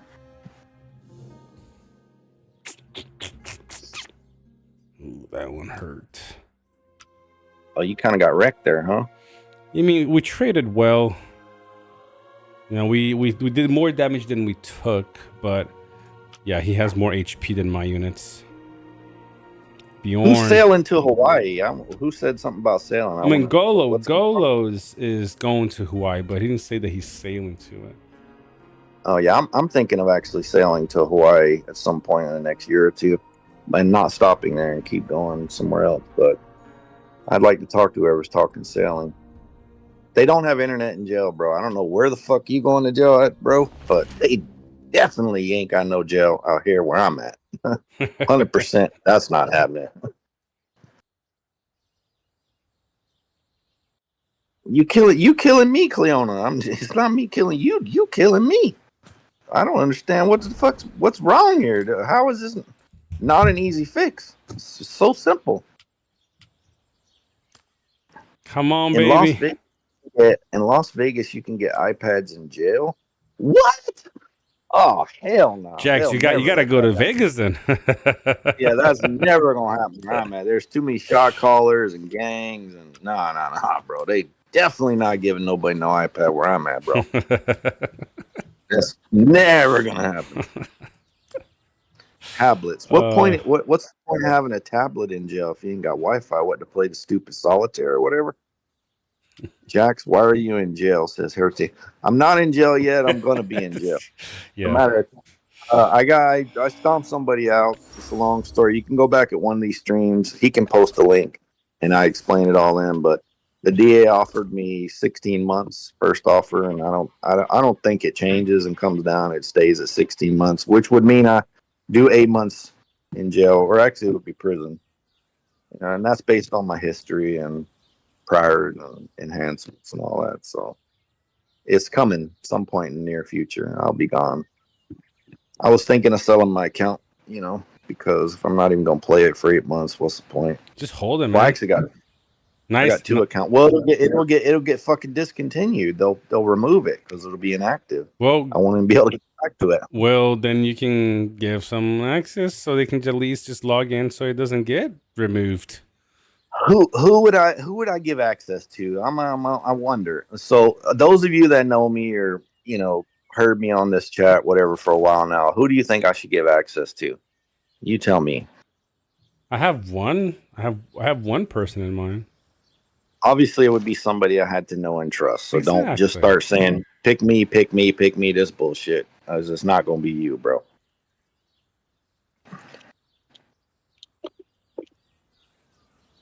Wyman. Okay. The Wyman could work. AJ. Dark Ember. That could work. We know both those people and can trust them. Yeah. That could work too. You got there's people you can trust. Yeah. Yeah, just I mean, it'll be a nice break at least. What, 8 months, 4 seasons? 4-season break. Refresh to come back and crack some skulls. I'm gonna be ready. No, homeboy, you got it all backwards. The first concern when you get out of jail is not thinking about cracking nobody's heads. You want to crack over something completely different, bro. Logic, that's hilarious, bro. He says youths can visit for conjugal. Youths can visit for conjugal. I'll have visitors, but it won't be conjugal. I have several visitors, but there ain't no conjugals happening with that short amount of time. Well, it seemed like a long time, maybe, but to me, it's nothing. 8 months is nothing. I do that shit standing on my head naked in the middle of the fucking prison yard. That shit won't bother me nothing. Oh man, what a good stream today was. Oh man. All right, we're still trying to crack on this. We just went sub 200K on the pass. Whew. That ain't gonna be easy. We don't have a whole lot of numbers here. I wonder how long this is gonna go on here. I'm gonna guess the rest of the week. The pass? Yeah. Well, I don't think so. When Erebor, when Erebor took this pass, right? Erebor took this pass and they started invading pretty well. Erebor came at you guys. Yeah. When the pass first opened, Angmo was fighting Arnor. Erebor took the pass here, and they started invading, or at least trying to invade. What we did, we were able to set up a pretty nice defense, push them back to the tunnel, and then slowly we took all day, but we slowly chipped away at the pass, and then we took the pass. from them, and then we invaded all the way up here in their land, somewhere like over here. And then that's when we noticed, when we were all the way over here in Erebor, we noticed Arnor taking this pass first, and then it took us hours, but we were able to respond, build the defense down here, and push Arnor. And then back. they went up to the north. So that's exactly, good. and then Erebor went to fight Angmar. Exactly. So, Cleona, who is Cleona and Art talking about? Who are y'all talking about? I have no idea who y'all talking about in chat. Yeah. And then Rob says they will probably send you upstate for 8 months. Yeah. 16 months, anything above a year is a prison sentence in California. So it would be 16 months would send me to prison upstate, correct? Which is 100 times better. I know this sounds crazy, but it's 100 times better than being in the county jail in LA. Because the county jail, now prison is no cakewalk, mind you, but the county jail in LA is in fact the worst county jail in all of the United States by far and away. It's been ranked number 1 for a long time. And it's really, really violent and really crazy in the county jail. Very political, very you got your Hispanics, your blacks, Asians go with blacks, and white people are by far and away the minority. So it's a rough deal. Anytime you get into a fight, and there's never really a fight in LA County Jail, it's always a riot, because if one race gets into a fight, well, then everyone else is required to also join that fight. So it's never really a one-on-one unless somebody's getting punished for doing wrong by their own people. So it turns into a riot. So when you're in a riot, and let's say you're a white guy like me or a black guy, same shit. Well, Hispanics are far and away the majority. So one white guy or one black guy is it's common knowledge and known that one white guy in a riot has to take out, or one white or black guy, or Asian, because Asians go with blacks. Any of those 3 races have to take out at least 3 Hispanics in a riot. So you're responsible for putting down 3 guys to your 1 when you get in a riot. But my point is, it's just crazy, crazy violent in LA County Jail. Yeah. And prison is not that way. Prison it can be that way, and it is, but it's more calm in prison. Like that kind of shit doesn't just happen every day. If it does, it builds up, and then it's planned, and it's kind of coming most of the time, and you can prepare for the riot or whatever the big fight's going to happen. It's kind of just a more regimented, kind of together way of life than LA jail. LA jail, everybody's in jail in general, all over. Everybody's stressed the fuck out. They don't know what's going to happen. They're going through the court cases, and everybody's just ready to get after it all the time. All right. So really quick here, Yarte asked to look at their map, their battlefield. So we got 2 major pins over here at the north. You got Toby on top of this one, Toby Lame or Orm. Interesting having Orm up here in this. Okay, interesting, but strange at the same time. Then you got Order Lame on this one. So they both being pushed. There's a little thing over here with Toby, but I don't see any forts from Toby over here. I guess maybe just flyers hitting or something. I don't know. I see one here. Okay, but then I know what you mean, Riv. That's why I'm saying a bit strange, because I didn't expect this 13 to actually be engaging. But okay, got 8 million over here, well into their land, and then Angmar seems to be pushing back on Erebor over here, but they're still halfway through. Are they close to the keep? Nope, they're protecting the keep for now. All right. Everybody, I'm assuming everybody brought their all teams in and said they did, right?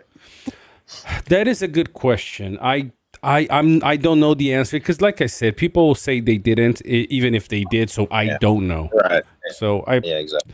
prefer not even, kind of not even feeding into that possibility myself. If people did or didn't, then if they did, and it ruins if it ruins the experience and nobody wants to play again, then they can't complain about not fighting decent servers to fight. Because like I said, a lot of times we cause the problems we're trying to avoid by our actions. So If people are bringing alts to give them an upper hand and people don't trust them to play again, then there you go. Then we can stop complaining about about ending servers after week 2 because the teams there were the only ones that didn't know us or didn't care because they're very small and yada yada. So Yeah.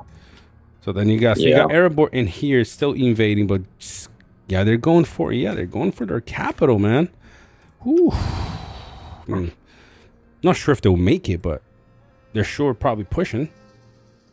So you got Chenko over here. Chenko has a nasty Z10 Witch King running in his main team, I think.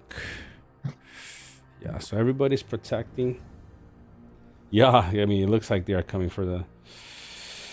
I just need 10k to make him OP Lotr. I mean, come on, your Lothar is already like very, very high respect.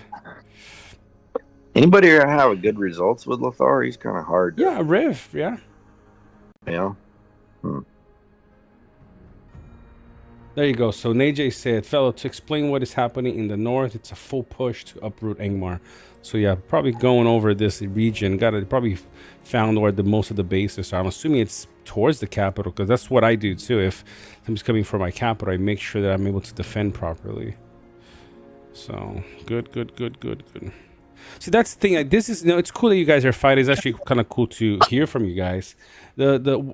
What's up, Marks? I heard of you. How you doing, man? The one and only. See what I did there? Leader of only. Oh man, isn't that? This guy ain't funny. So I mean, this is the thing. The only thing, like I said, I think was the last stream we did. I just wish there were more strategy mechanics that people could use. To just have a little bit. PvP is okay. Definitely needs more variety and things, but just in terms when we're playing the strategy aspect, they release the eagles, but then after, when it's below 100 stamina, they do half of what they can. All that mumbo jumbo that they introduce without properly testing and making it better. So I just wish there was more strategy to this than we currently have. That's all I'm asking for. Nah, he go to sleep. Ooh.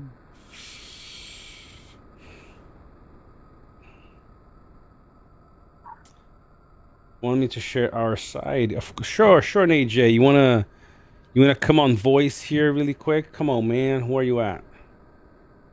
You have access. Oh man. What? One of these comments in chat. Oh, there you go. We got an AJ in the house. What's up, AJ? What team are you on? Lame, right? Yeah. Lame. Yeah. You guys got Price over there, don't you? Or is he with Order? Yeah, we brought Price and his group joined us. Yeah.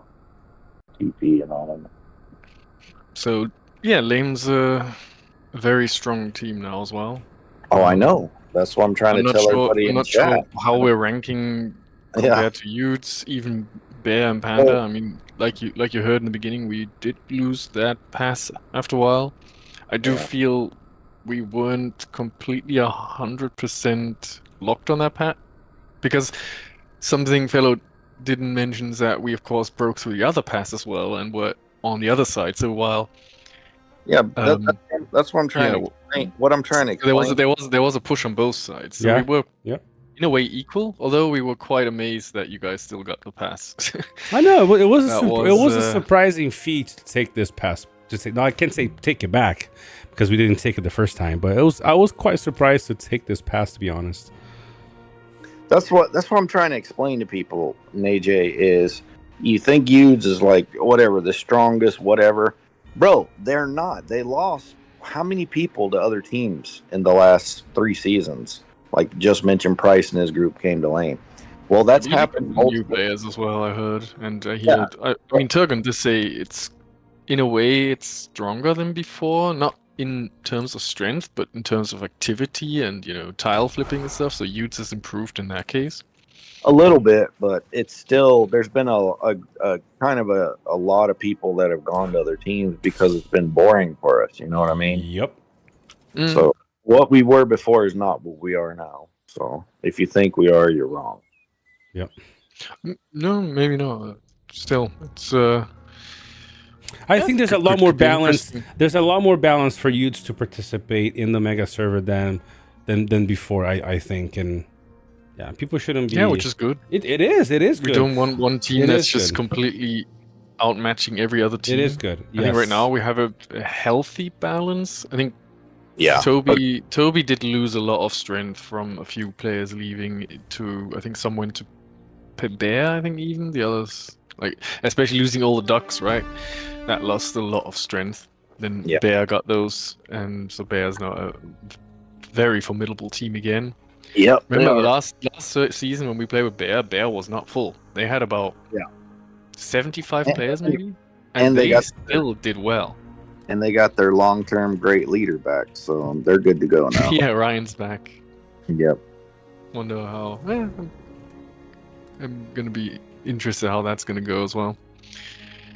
Ryan and Lucifer was the one who basically turned around Bear towards the old way. So they split from the Claw players, which is where Bear the first time lost its old identity when Claw's player joined. It's just a different mentality, right? Yeah. Not that they're bad was the guys. mentality? It's just they thought differently.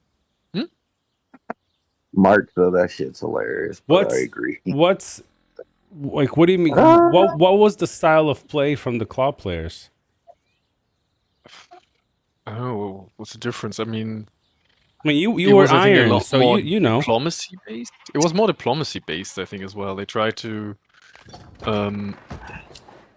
yeah, they didn't like the old Bear was more like the old Iron, where we would just like attack and don't care, just get the best fights, and even if we lose, we don't care.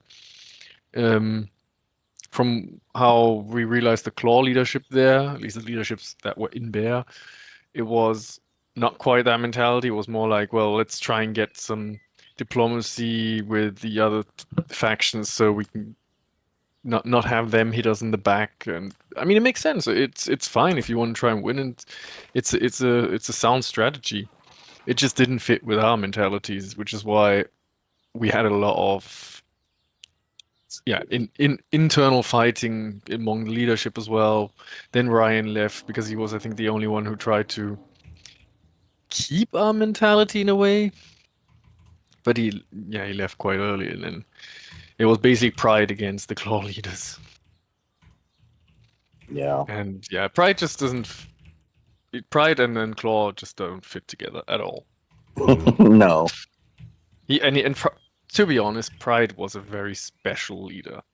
The things he did, like he basically, his mentality was, Iron is gonna take the hardest fight they can get, and they have to fight it. Yeah, that's it's not about a fair fight. It's about what's the most challenging. That's how I was too. The short time I was leading. Yep. Ryan left first thing we met, was that? No. He didn't leave there. He was still there. I think he did leave part of the he didn't hold full leader at that point anymore. That's true. So slowly Claw leaders and Claw players started coming in, and Ryan sort of neglected his team more and more and tried to give other people the leadership. Lucifer tried to take over a bit as well at times, but was also very busy. Yeah, Ryan is the main. Was the main Bear leader, wasn't he? He was. Yeah, because that's and Lucifer. I guess yes. It was Ryan and Lucifer who always, how I heard. Okay. Correct me if I'm wrong, but that's how I remember how he told me, is that they always switched per season. So once it was Ryan, then it was Lucifer again. Yeah. Because I just remember speaking to Ryan quite a bit, Ryan was like my point, like my go-to contact for Bear at the time. Yeah, that's how I got to know him as well when I wasn't RP lame. we met. That's where we met Hjerte. Hjerte was Hjerte, Ryan, all these. So we met all at the same time. It was the time where basically we kept pushing to the side sometimes and annoying Erebor. That was still the time there. But to be honest, Bear was insane there as well. Like Bear, and it was who was the other team with him? See, Bear in like the last Who's the season other of team? 1.0. What season were you talking about? It's a season. Silk, that's it. Yeah, Bear and Silk was against Sub and Toby. Oh, yeah. And we were alone, I remember, in our faction. Which is why we weren't very strong. We didn't have really a second team with us. We couldn't fight properly against Erebor, but we tried to hold our best. And yeah, Royal wasn't ruined, so the insane thing was that Bear basically fought against Erebor and Rune at the same time, with Silk, of course, helping. And then winning after a while as well. So crazy. That was I think first time where I really thought respect for Bear, what they did. Wow.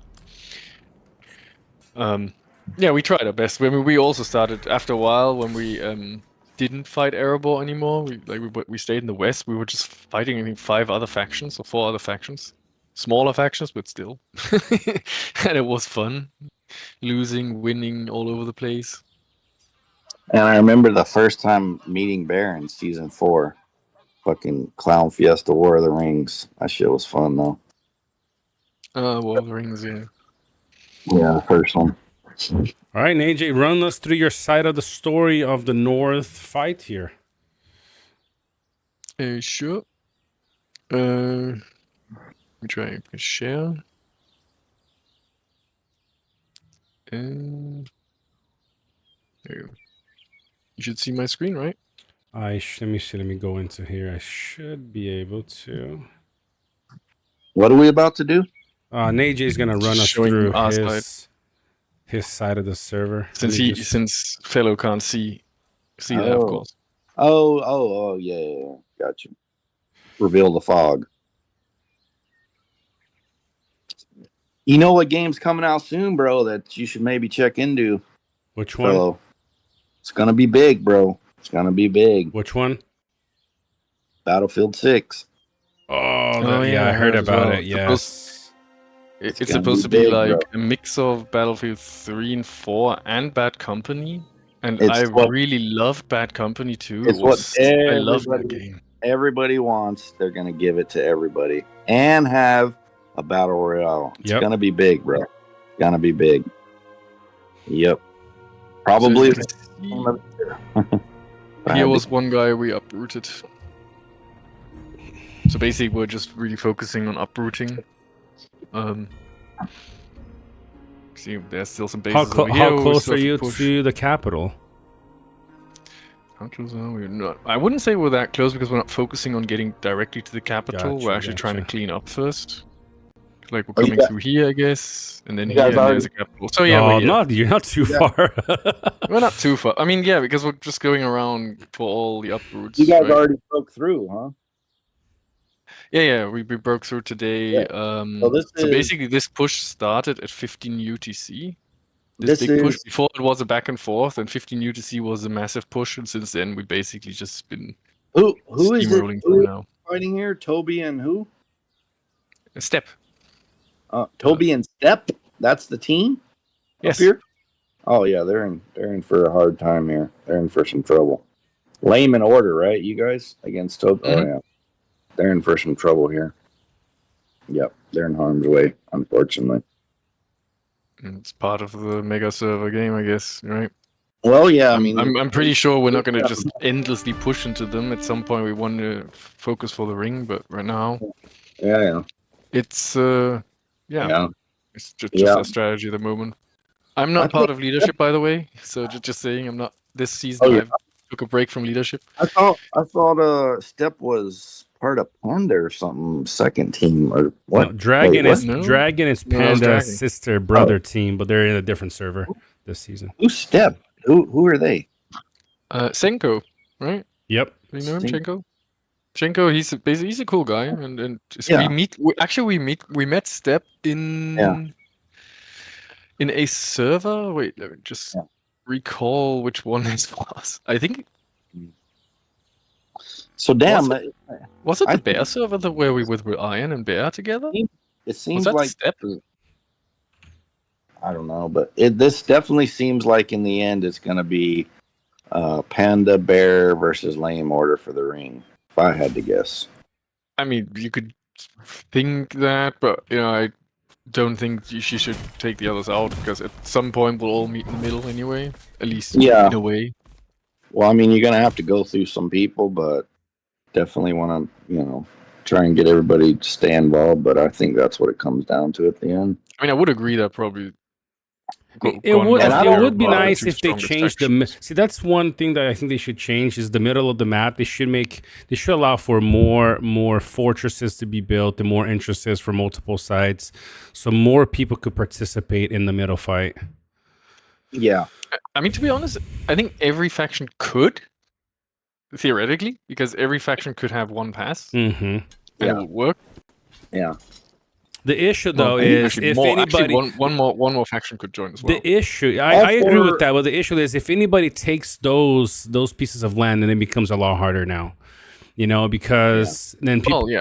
because once people take it, they can relocate there, and the other ones can't. So... But yeah, you're right. If you keep people from taking the central territories, then anybody can essentially just... keep taking the passes and moving into there.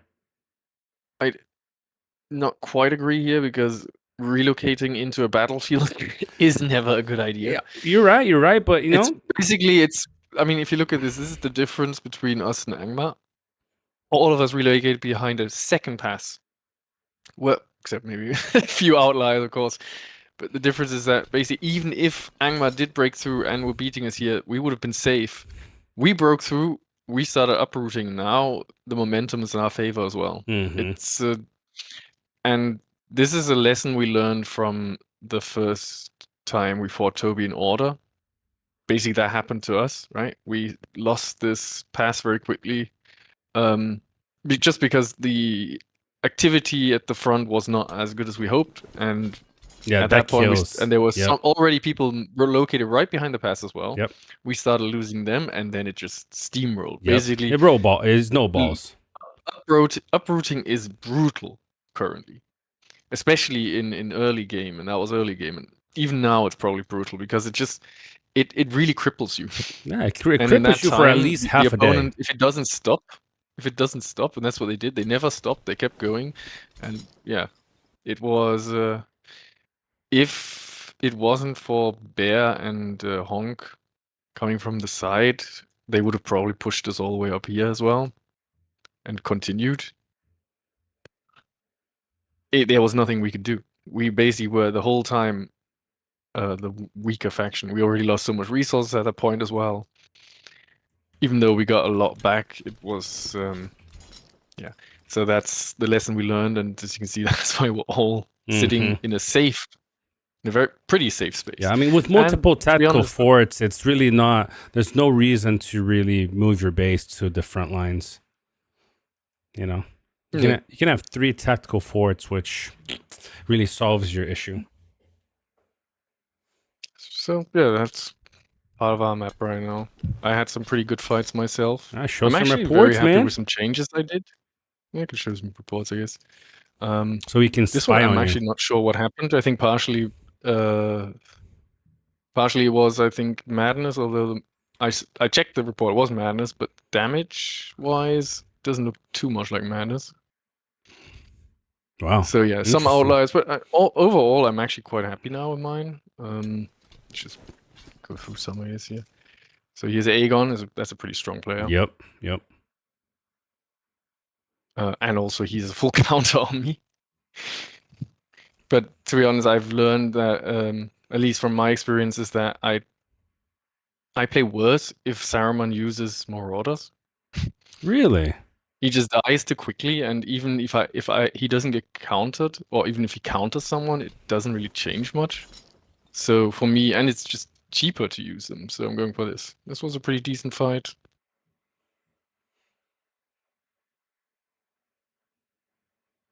Then that's a pretty good fight as well. I mean, you see, could kill 2 people here. There's actually one battle which is pretty fun. Oof. A few more. I think this is a lot as well gear, right? In these cases. So for these where it's really where I barely lose something, or even with low troops, a lot of times it's the gear difference, right? But in some cases, and that's if I can find it. There it is. It's Riv. Riv. So I hit this guy first, and I was already at. Oh, although I just lost some troops, so it was maybe some luck as well. But then I hit Riv, and poor Riv lost that trade quite hard, actually. I don't know, it was maybe some luck as well on my side, but you know, I had some good fights, and we all know Riv is a strong player.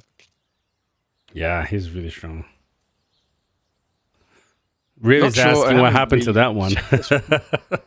I'm actually not 100% sure, although one thing I can maybe say is that a reason is his Scal was stunned. One thing I did see is his Scal was stunned in round 5, and after round 5 it died.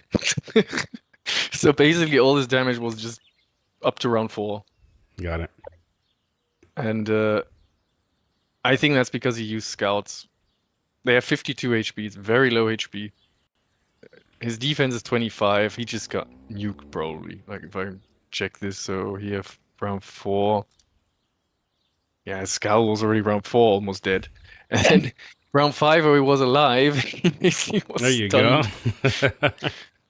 And then he was dead. So yeah, I think the reason here was just the troops. One of his main damage dealers died too quickly.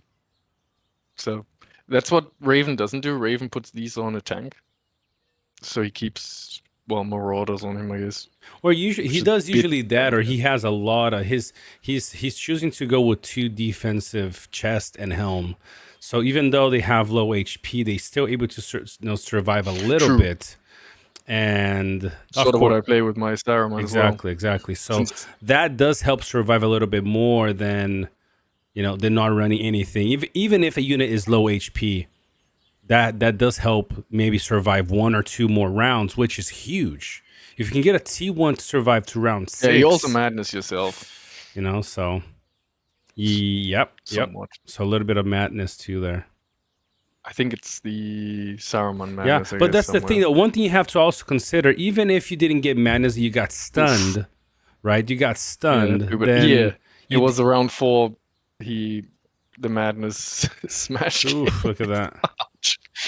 Ooh, wow, look at that big hit on himself. His Saruman went all out. Like his Saruman killed there you go. Scouts. Wow.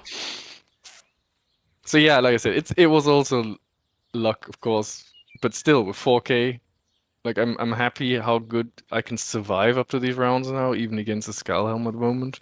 Look at this. Riv said, Saruman the worst. I've seen multiple times where enemy Saruman madness my Saruman, then my Saruman madness my Skull Helm.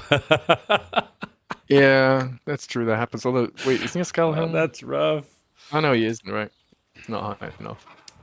How is your Scowl getting madness, bro? You need to go ahead and change that build, bro. They need to lose damage though, so it's but you're not fucking killing yourself. So you may lose damage. You also lose which is more yourself. Nah, you got always madnessing yourself or even madnessing Scalim are overall lower, right? Quite low, than losing some damage. Yeah. This is why Z10 Scal is more a must at the very top levels. Yeah, you gotta. It's kind of like mandatory amongst the great Scals I've seen to always have the Madness immune. I realized today that Bone Crusher has like 2 or 3 counts.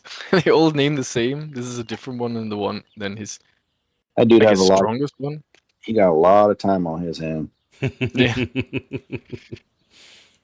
Yeah, I think this one was his main. I mean, I was already dead, but yeah, C10, Yeah.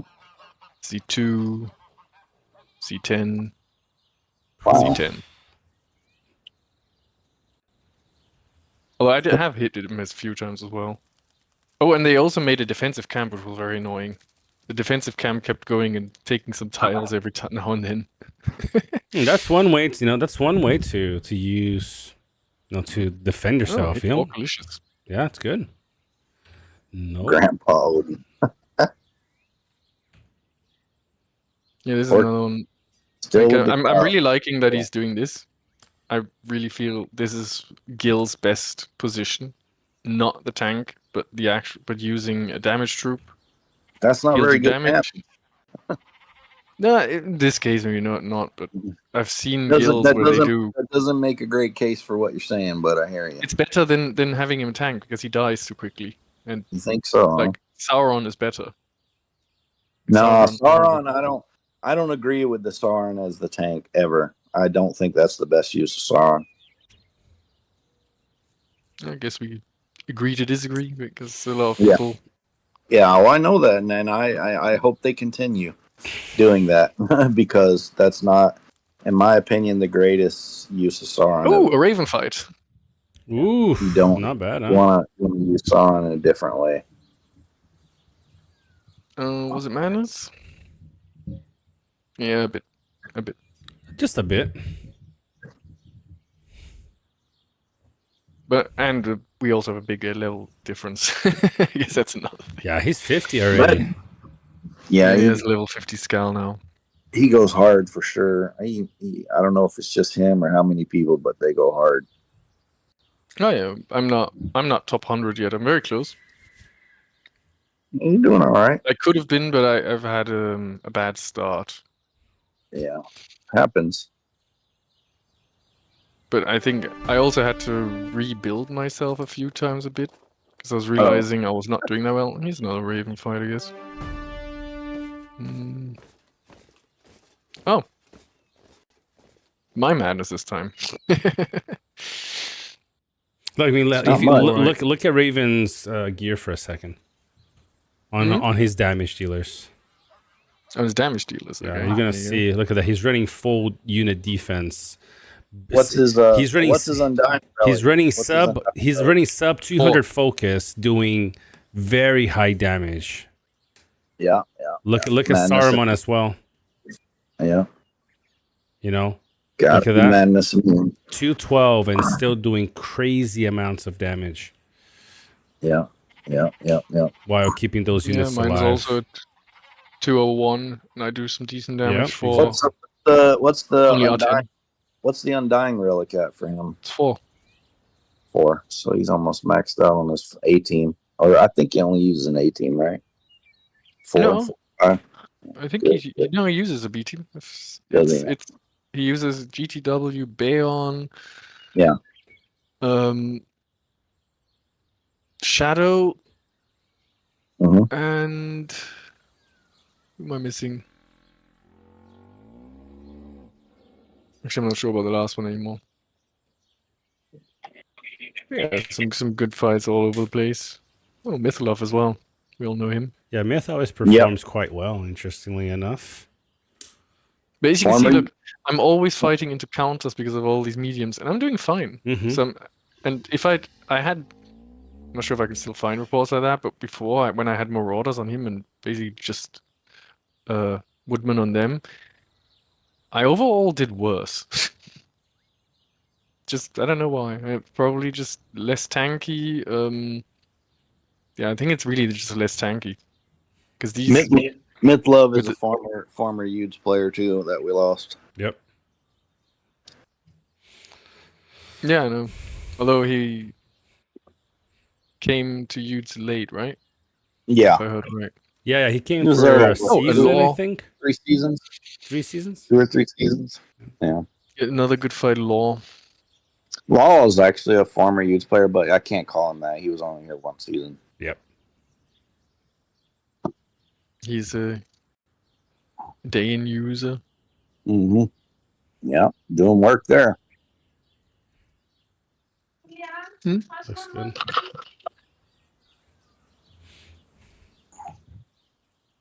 The dog needs me. So, yeah. I'll let you continue. I'll come back later. No, I mean, yeah, no All right. worries. We're gonna close soon. So it's hitting midnight. It's almost 1 for you, isn't it? Yeah, it's almost 1. Yeah. Yeah, overall, I think I'm No, you didn't doing good, quite man. well. Doing good. Yeah. And I'm Steven, liking it because I'm really, ever since I got Bayon now to Z1, he actually now performing a lot better than I was hoping for. I also had to change his gear a bit because I realized I had too little attack, which was hurting me. you got But now, basically the same exact gear I got. yeah. Well, different traits, but same exact Well, yeah, gear. I think this is the standard Bayon gear, I guess. Yeah. Yeah. That's decent though, because you got to consider that in our round 4 he gets an extra, he gets extra attack too, 15% increase. So that kind of makes up for the debuff. Yeah, from... before I had I think this, so high elf Hallberg. Okay, so and that dropped I quite a bit. Yeah. It dropped to around 200, I guess, something like that, and it was too low, especially against some hard reducers. I was like at a 160 attack at some point. Yeah. So after realizing that and even talking to Matix about it, I thought, let's try and increase the attack. Rob That says definitely it's paid off. Rob says it's Captain Neaton still with y'all. Yep. Super Farmer still with us. All right. Well, Jay, I appreciate I it, guess I brother. should. Appreciate you coming on here and sharing your screen and talking to us about your side of the map. Yes, we can quickly just show this guy side properly. It's basically we've been just delaying here, I think. Yeah. It's basically where we are at the moment. That's the other point that you guys are attacking. This is where Toby is sort of more attacking, Got although it. Still on their side of the map, at right? the moment. Yeah. This is Ettenmost. There you go. Okay, gotcha. Right by the keep. Yeah, it's still far from the keep though. I think we're go all the way around here and there. Yeah. We were up to here, I think, at that point, or even here, sort of. Got it. But then we turned. Well, we didn't turn back. We basically just left this to go full on the top because they were really holding us back at the tunnel. So we had to regroup more players to actually get that push through. But yeah, let's see. Well, that sounds Season's good, still man. going to be exciting. I think this is far from over from any side. Yeah. Yeah. I mean, it will be interesting. We'll be interested to see the dynamics, how it plays once people starting to decide to go for the middle areas. Be interesting to see. Oh yeah, definitely. Yep. I'm excited once this happens. Once Who knows either who's 3 gonna or win? 4. Really, any faction can actually win this at the end. We'll see. Oh yeah, Yep. I hope it's going to be a very close one. Those are the most fun battles. All right. Well, We'll see. appreciate it, AJ. Yeah, no worries. Then Yeah, good to see you, bro. yeah, you too. Shame For to now. hear that you're going to jail. Yeah, it is a shame, but I knew what I was getting myself into, so I'm all right with it. Well, like I said, if you need, I mean, I'm sure you have people in Utes as well you can trust to play your account, so that's another thing. If you wanted to keep it in Utes, otherwise, I'd have to if somebody's gonna play. I'm thinking of selling that in my OG Good account, which has a pretty good A team, and doing them both for like 10,000 maybe or 15,000, something in that range. If I get an offer for that, I'll probably sell it. If not, and I have somebody play it, then I would have to stay in the same team I'm in. Yeah. I mean, yeah, up to you. I don't know. I wouldn't really sell. At least it's. I mean, if you need the money, yeah, sure. Otherwise, it's. You know, you always bite yourself in the ass at the end when you say, "Ah, damn! If I just didn't sell it, right?" No, Some because people are saying that. it's like, you know, you kind of after 20 seasons, you kind of just already done everything. There's not much more to do. This mega server is really it. So if this happens next, which Yudes is definitely going to wait for the next mega server. Okay, so then when you do that, then what is there? Well, this is fun. Don't get me wrong, but you know, I have other things I want to do. You know, so I've done kind of everything, and it sucks. You spend whatever $200,000 or however much it is, you don't even get 10% back. But what are you going to do if you don't want to play it forever? You know, which I don't want to play forever. I don't think, because I'd like to start doing other things. Because I know, like Battlefield 6, now that they've returned it or are returning it to what it used to be. That I used to play with a lot of people for years on end, so I know that's going to take up a lot of my time for sure.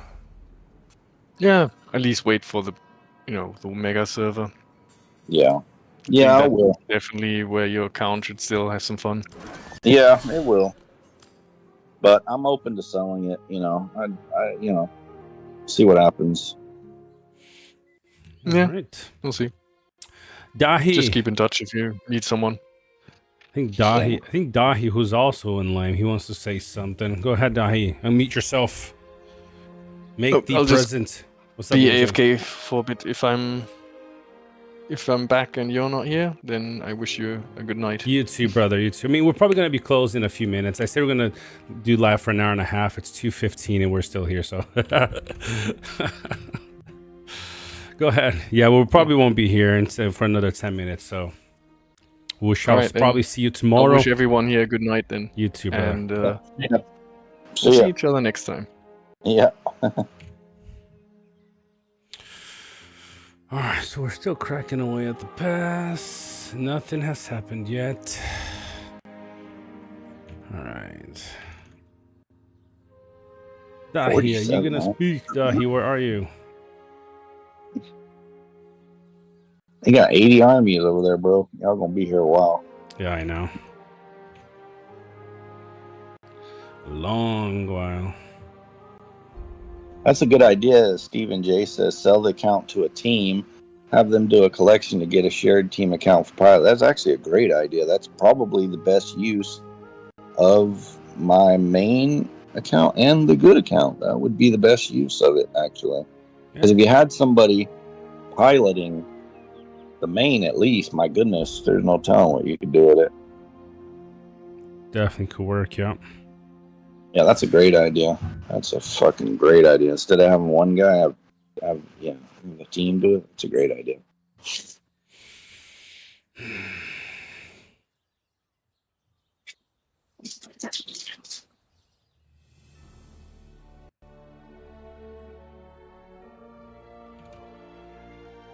I accept donations for good ideas.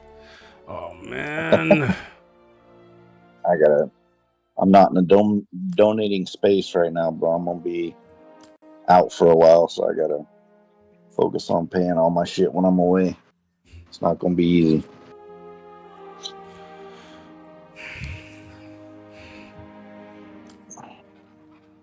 Hello? What's up, Dahi? What's up? Hi. What's up with you? I'm good. How are you? I've been better, you know. I'm all right though. What's up? What do you want to talk about? No, I'm just Hanging out. here to say hello. Oh, okay. Cool. Can't believe we drew on reinforcements, man. How do I do that? Jeez. Oh no, you gotta fucking reinforcements. Oh my goodness. Who's doing that, bro? Would you knock it off already with that shit? Come on, but bro. it's funny how we drew. God, bro. We drew. That's because he was almost dead, bro. Gotta continue dead. Yeah. All right, somebody walk through this and get him out. Yeah. So dumb, bro. Reinforcement sniper. Give me a break. Nah, I can't complain. There's a player in our team who probably has sniped like 500 times already. Yeah. I'm with it, bro. I mean, there's a player. Sorry, go on. It's just silly. I don't care whose team you're on. It's just silly. Stupid. Yeah, there's a great player from Toby called Frem. And Yeah. I mean, I think I would have to say maybe 25,000 alchemists have died. Oh, Of my wow. own only to Frem. Jesus. I mean, Yeah, he's, I know him. I he's know all amazing. those reinforcement sniper guys. I know them all. I feel the same about all of them. No, I mean, a lot of people What is hate that? on it a lot, but personally, I think that it's a pretty good way for small players to make an impact on the game. So, Yep.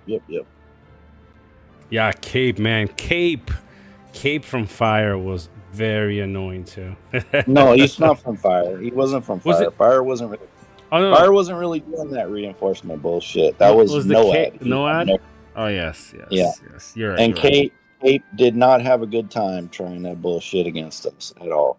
Yeah. I would sit there personally online all day, every day, and just wait for this motherfucker to try. And as soon as he tried, I would kill him instantly. I mean, And I one go way for I you go to straight not to it. so one way for you to not get reinforced sniping is to avoid reinforcing as much as you can and using the transport, right? But then again, also running the transport, if you're gonna be running just Frodo and Sam or Merry and Pippin, then you got no power. Now, if you have an actual army, suited with the actual gear, and then there's nothing that the guys can do. Usually they will go, basically naked with troops because the commander does the damage. These guys we're talking about are not running out there naked. They're running out there with solid ass A teams. Oh, I know some of them do, but even more confusing. Like, what the fuck? You got a good team. You want to sit here and snipe? Like, go fight with that. What are you doing? yeah, some players will do exactly.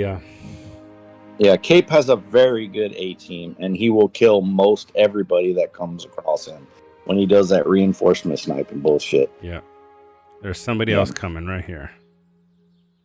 But I mean, he had a very difficult time. Poor guy got killed. I killed him, I don't know, 20, 30, 40, 50 times. Just little to no impact at all. And that's like his main game is doing that. And he just was doing nothing against us. Nothing at all. The entire season, nothing.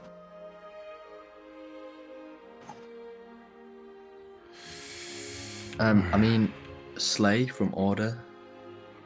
Yeah, he's trying. But I mean, I remember one time during the Aces season, he was using. Was it Aces? Yeah, it was with the Aces season. The Aces, He was using that massive army to snipe on the lines. I've not known him to do that very much at all. He usually fights with his team at the front like every other normal player. So that might have been an anomaly. He doesn't normally do that. I think it was him, 7. but it might have been another deadly sin. I'm not really sure, to be honest. Yeah.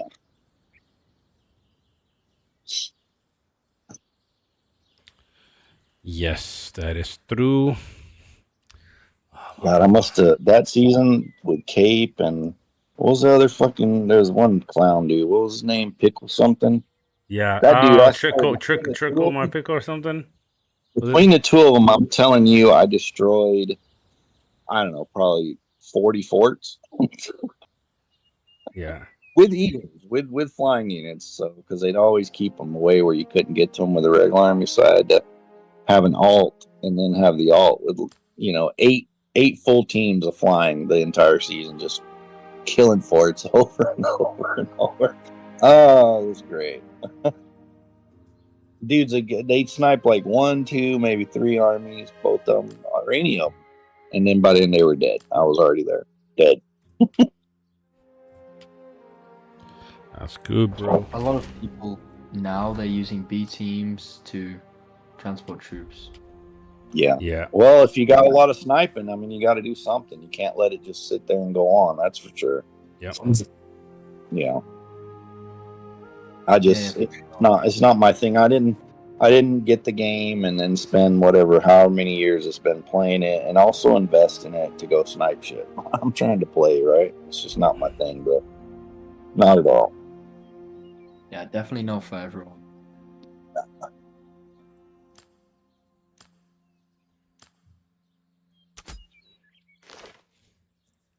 Gotta let people know what's going on. Look, come on. Who is not defending?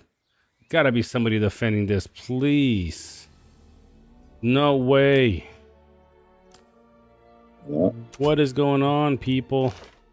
Leaving a tile like this that the guy can just land here.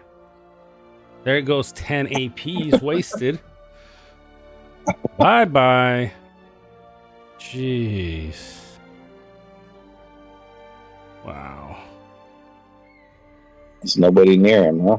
Yep, let's witness a tactical 4 getting wrecked. There you go. Bye. 40 minutes walk back, atomic anabolics. Well, that'll learn you. Yeah, I mean, look at this. He's going over here now.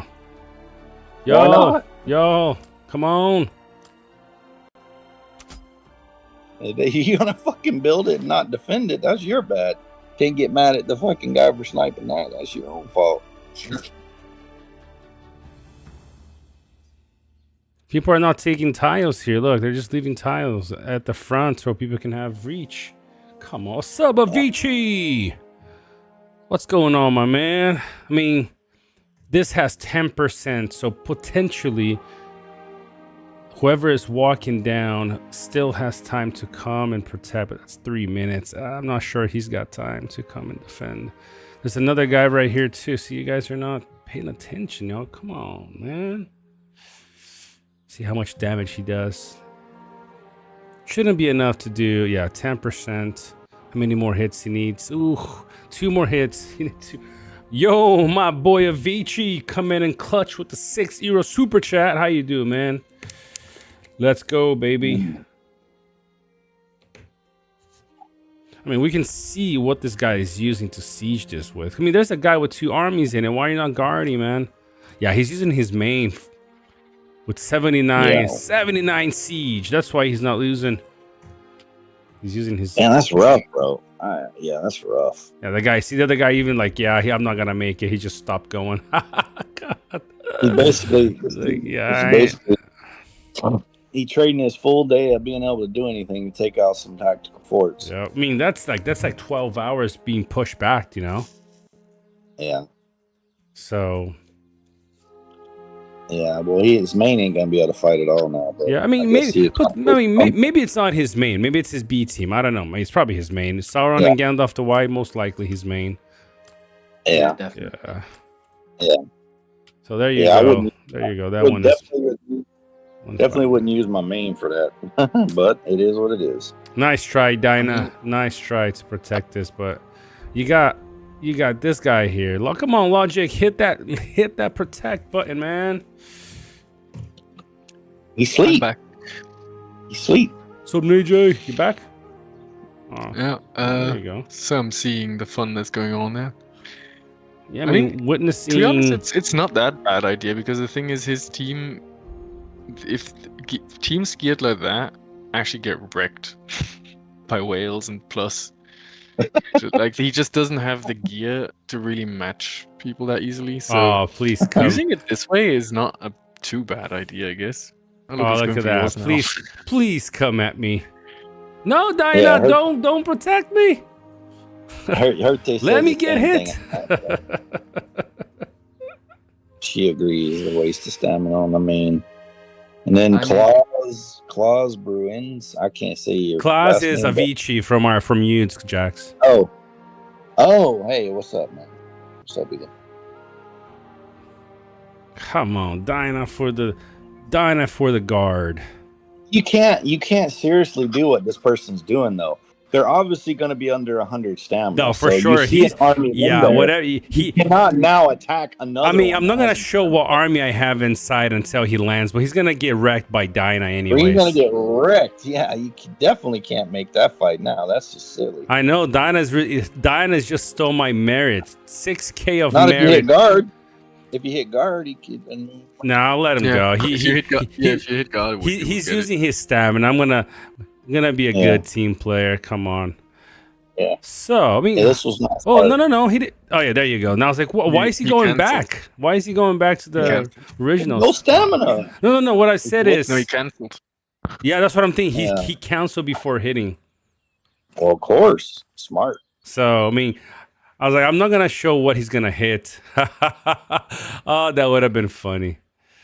Oh, that would have been a nice free merit for me there. You running Gala and GTG also on your C team? That's your C team, right? Yeah, right now it's the C team. Yeah. Although I want to see your other two. Let me see your other two. What you doing? So Undying. That's your C team. Same as my C team, basically. Except I don't have Thor and I got Shadow. What's the other one? Okay, this is your A team or B team? A team right now. I mean, I'd say B team because I'm really focused on this other one here. I think you need to change. I think you need to get rid of Gandalf and put Sauron in, bro. I might. Let me see your other. I might. We're just playing with. Yeah, switch that up, bro. You'll do way better the other way. This is not the best use of what you're doing with the A team. You got to switch Sauron and Gandalf, and you'll be better off. Yeah, do that. So you'll be better off. Been fun so far. Sorry? Can I see the A team? You cannot. Can't share my secrets. Oh, this A team. What? Yes. Everybody, all they got to do is go into the chat and read a report to see you. What is this? Who are you, bro? Where's fellow? Angmar can't see my reports. Neither can Order. Only Arnor can see them. Get out of here with that bullshit. Only Arnor can see those reports. A streamer trying to hide. Come on, what are we doing here, bro? I don't know what's going on with you, bro. You must have got sick or something. I don't know what's going on. This is the A team right here. This is the A team you're talking about. Yeah. Switch Gandalf out. Put Sauron in. You do better. Can you go on the gear? Yeah. Please. What's your Undying relic? I remember his was very low. No, it's just This is just unlocked. We're working towards just unlocked. Yeah, working towards the refine slowly. Yeah, that's brutal. Yeah.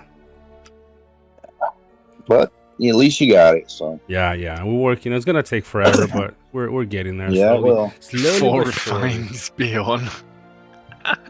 The cool thing about that, though, of course, I would rather put it right now, considering now onto somebody else. But the nice thing about it is, it allows me to run full defensive gear, which I'm not right now, but full defensive gear, because this plus whatever you get in round 4 puts me way above the 200 threshold. So it's quite nice.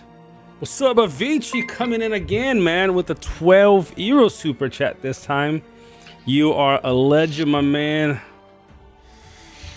I mean, yeah, you're right. It will help, but imagine those 4 refines. I know. Don't. I know. I know what you mean. Bro, but you gotta understand, Uber, bro. He's super balling, bro. He throwing money. Homeboy got whatchamacallit. What's that dude named? The silly looking Viking dude, Helm. Yeah. Homeboy got Helm and Exog, and then within a week or two, decided I'm gonna work on these guys, and next thing you know, they're maxed out on everything. Yep. Relics max. Oh, I know, yeah. That's how Uber works. Mm-hmm. Is he like the crypto guy, Warren Buffett? Is that secretly I don't think he's that level. I don't think those guys have the time to play this kind of game, but he was doing all right. Yeah, Uber is big, to say the least. He sold his account for what I heard was around 20,000, and it's pretty much the same as my account. Maybe a little bit more respect, but pretty much the exact same.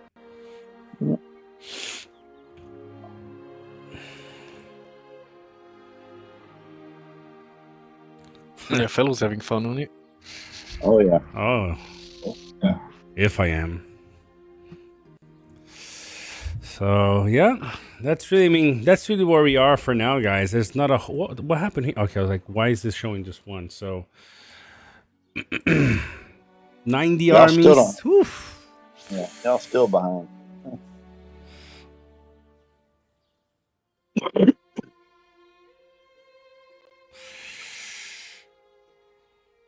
Kieran OP, Firefly, yes, my boy. We're getting him up there too. I'd love to see a 6-star refined or 6-level refined relic on Kieran. That thing looks nasty. That's like a 30% damage increase on a halberdier or a corsair or a half troll, one of those.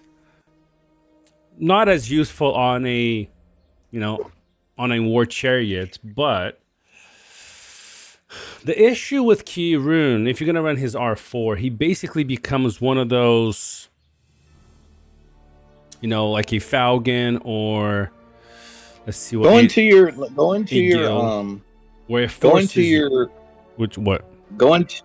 into your commanders and look at Maddox Croon. I'm curious what he's doing. I think he's doing unit down.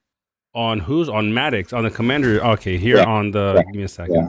Go look at the Croon and see what they're doing. On the leaderboard? Yeah. How do you have yours set up? Mine is for unit damage. Yeah, okay. Let's see what his is doing. I don't know if I'm gonna see if his gonna be leveled up. Let's see, where is the... It should be. Why wouldn't it be? No, but they can remove them. There's a button to remove. That's also true. If he removed it, then that's also true. Which most likely he did. Why? Why are we doing this, people? Why are we also hiding our history on our rings? It's so dumb. Now... I mean, you yourself are withdrawn. Oh. Like, fellow you. Look at Law. Let's see what Law's doing with his. I don't. Yeah, I'll have a look. I don't think Law is really focused on him. But let's have a look. Law usually do it right. Dig duck. Let's see. Law was at the bottom. Yeah. 97. Right there. He right there. Yeah. Z5. Oh, it's big. What? Okay, he's going for the L4. Yeah, but he's probably just tiling with him. I don't think he uses it in his A or B team. No, yeah, he'd be way above 40 by now if he was maining him. Yeah. For sure. Yeah. Wonder. Look at the top Korean, see what they're doing. Glorfindel 20. Ooh, baby, look at that. Z6. Usually mostly for defense, though. Tank. Yeah, that's his tank. Interesting. Yeah, I die a lot to Glorfindel. Yeah. Offense. I don't think I've hit him yet. That's Morgoth, isn't it? Running Glorfindel? Nathaniel. Glorfindel has a full evil army, I think. Oh, really? Yeah, it's really nice, actually. But everybody's doing tank. Attack. I think ooh, look at this. Ooh, this guy went all out on the relic. Oh, okay, here we go. That is a nice roll, too. Command, attack, and defense. No commander defense. That is crazy good. Wow. You want some commander defense, though. No, not really. It really doesn't help you. Out of the 4, it's like the least important one. But he's got a skill that fucks him up, though, from that. Let me see what I got on my relic. That's why playing him tank is better, because of that skill. Yeah. Top R0? He's just... I use him as tank on the B team. Yeah, the top R0 is basically what make him very squishy if he's not a tank. Yeah. Not bad, bro. Not bad. Not bad. Just one. That roll, that commander defense could have been a unit defense, but yeah, not bad on the roll. Sorry. Not bad at all. Yeah, I mean the only issue if you're not gonna go full CC on Kieran, you wanna run his R4, which is it's a nice one. You can get 30% damage increase on that, which is good. Yeah. It just forces you to run Evil Man on the basically the whole setup. Or at least 3 to make it worth it, because you go to, let's see, his R4 here. And it's 5% per formation with Evil Man. So you can get up to 20 on physical damage dealt. And then you can, at level 5 you get the extra 10%. If you're running chariots, you get an extra 5. But then again, I don't think you want to run war chariots on him. War chariots are extremely tanky, but they're not you're not gonna put. There's no ranged evil man for you to really use it as a tank. No, So- no large unit that actually does any damage except mama kills. Exactly. Yeah, that's it. So I'd be hesitant, but then again, the CC is really nice. You can get if you're lucky, you can get a really nice CC, set RNG for him, and that's why Sauron and him are together in that build. We're trying to see just how much CC and CC damage we can provide Azog with, and so that's what we're testing. I mean, we're doing extremely well, but I agree with you. If I keep Kirun, potentially having somebody that will give some damage mitigation as well as some damage boost like Gandalf the White could definitely improve the build. I agree with that. Yeah, you got to switch that because I've tried the Undying and Gandalf the White, and it's not the best iteration. It's always going to be trumped by Sauron every time. So yeah, just switch those. You'll do better. Not sure about that side. I think isn't Azog's stun and Sauron's stun overlapping? So a lot of times you could stun the same cat. No, we're saying what I'm saying is don't keep Sauron on that team it's on with Azog. I'm saying put it on the Undying team. Yeah, no, but I mean because of that rather not. Oh I mean, yeah. There's but you can potentially overlap, but at the same time, what if you don't overlap and at the same round you get 3 commanders, stunned or 4, Yeah, but if it overlaps, you basically lose that stun completely. So you get the chance of getting the stun, but you lose it because it's overlapping. Yeah.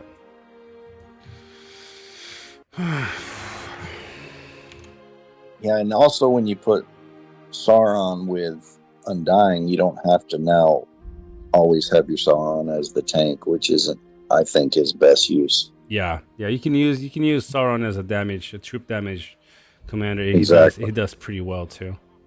Yeah, it does. So the times I hit Glorfindel was mostly just one madness in one direction or madness in the other direction. There's no real even fight in this case. I had 2 battles where I basically beat him even though I was already hurt, and I had 1 battle where he was almost dead. He still took away almost 3/4 of my army. Wow. Yeah, no good battle, I don't think. Where are we going? Glorfindel's Morgoth's running that account, isn't he? Not sure. I think so. Damn, you kind of low on resources, homie. Yeah, definitely extremely low. Yeah. Just trying to build a few units to keep hitting. That's why I'm going for the cheaper ones now because might need to just slow down at this point and restock overnight or something. Yeah, that's kind of the plan. Interestingly, you just make 100 horses here and there. Yeah, I'm just kind of keep my mind, on the actively thinking of the troops, or else I just forget. I try to make it in ratio. I don't know, maybe that's a bit too complicated, but I mean, usually yes. Usually when when I'm kind of more calm and chilling, I'll see how many I have for a full team, and it's okay. I'll do 200 of these and then 600 of these because I'm missing more of that than that. But right now I'm just trying to keep the restocking going. Yeah. So we got a team here. Yeah, we're not sending it. We're not full, so no use. Really, the problem is not always having troops running. The problem is resources, because if you have resources, you can simply send one army to one fort, one army to another fort, one army to another fort, and then you got now 4, 8, 12 plus your 5 conscription queues, right? Yep. So it's all the resources are the problem. It's not building troops constantly, or of course you do that or whatever, but it's really the resources is the struggle. It is definitely. You can restock your barracks instantly almost if you have the resources. Yep. Yeah, but when a mega server, there's so many top players here, you won't have the resources you'll No. have like in the ESL No. server. And to be Exactly. honest, I don't want to. That's one of the things that I did extremely hard in the beginning of the server, which was I farmed like crazy. I was very high in like top 3, I think, for quite some time in resources, and then You guys have a shitload of land, bro. and then after I was like, it's not worth it trying to like fighting for every single tile. Like I haven't taken a single tile. When these passes open here on day 4, I didn't take a single tile in this region. Right? As you can see, there's not a single green tile anywhere in the middle. And then when this middle open where all the 12s and 13s are, I didn't even go for them. Like just the team needs it as well. So fighting over these becomes really useless. And I don't think I've taken a tile in the middle. This is the first time I didn't do this, by the way. Usually I do. I haven't taken a single tile in the middle, and we're still top 10 in resources, so I'm good with that for now. Yeah. And Jax, there's another big thing. What? With the new ring, getting the tiles is a lot harder now. Yep. And Yeah. the new season stuff, it's basically I know. like Yeah. we're locked behind the season. Basically, Yeah, every season chapter we get more, but at this point, like this is I at know. this point of the season. In the other season, we would all now be maxed out. I know. I know. And he's like what missing? It's just How many? it's just slowing down the game 100? over and over. That's all that's been happening, slowing it down. I mean, in a way, I do like that we don't have that many tiles because basically it makes you think a bit more what troop compositions you want to use. You can't just go for the best of the best. Yeah. Which is why I've cut down a lot as well. I went from swans to trolls, realized that actually does work quite well. Yeah. Exactly. And I'm using wooden Exactly. because they're just, for the cost, one of the best units and what they can do. Yeah, I agree. They're quite popular in this day and age. And then there's like Raven, who basically uses T1 scouts on his Sauron, which also work because his Sauron is anyway very tanky. Yeah. Just saving where he can. Yep. Yeah. That allows you to keep fighting a lot if you're not, going so heavy on resource heavy units. Because some players would run, they're able to stock up their whole barracks. It will be gone in a day, and then you're out for like 2 before you can really go full on again. So not really a whole lot of help there. Yeah. Yeah, and in these very long wars, that's not possible. Exactly. Basically, you're out of the game Exactly. while the other side still pushes. Yep. Exactly. Maxime saying they need to stop slowing it down. Are you a girl that likes to go fast?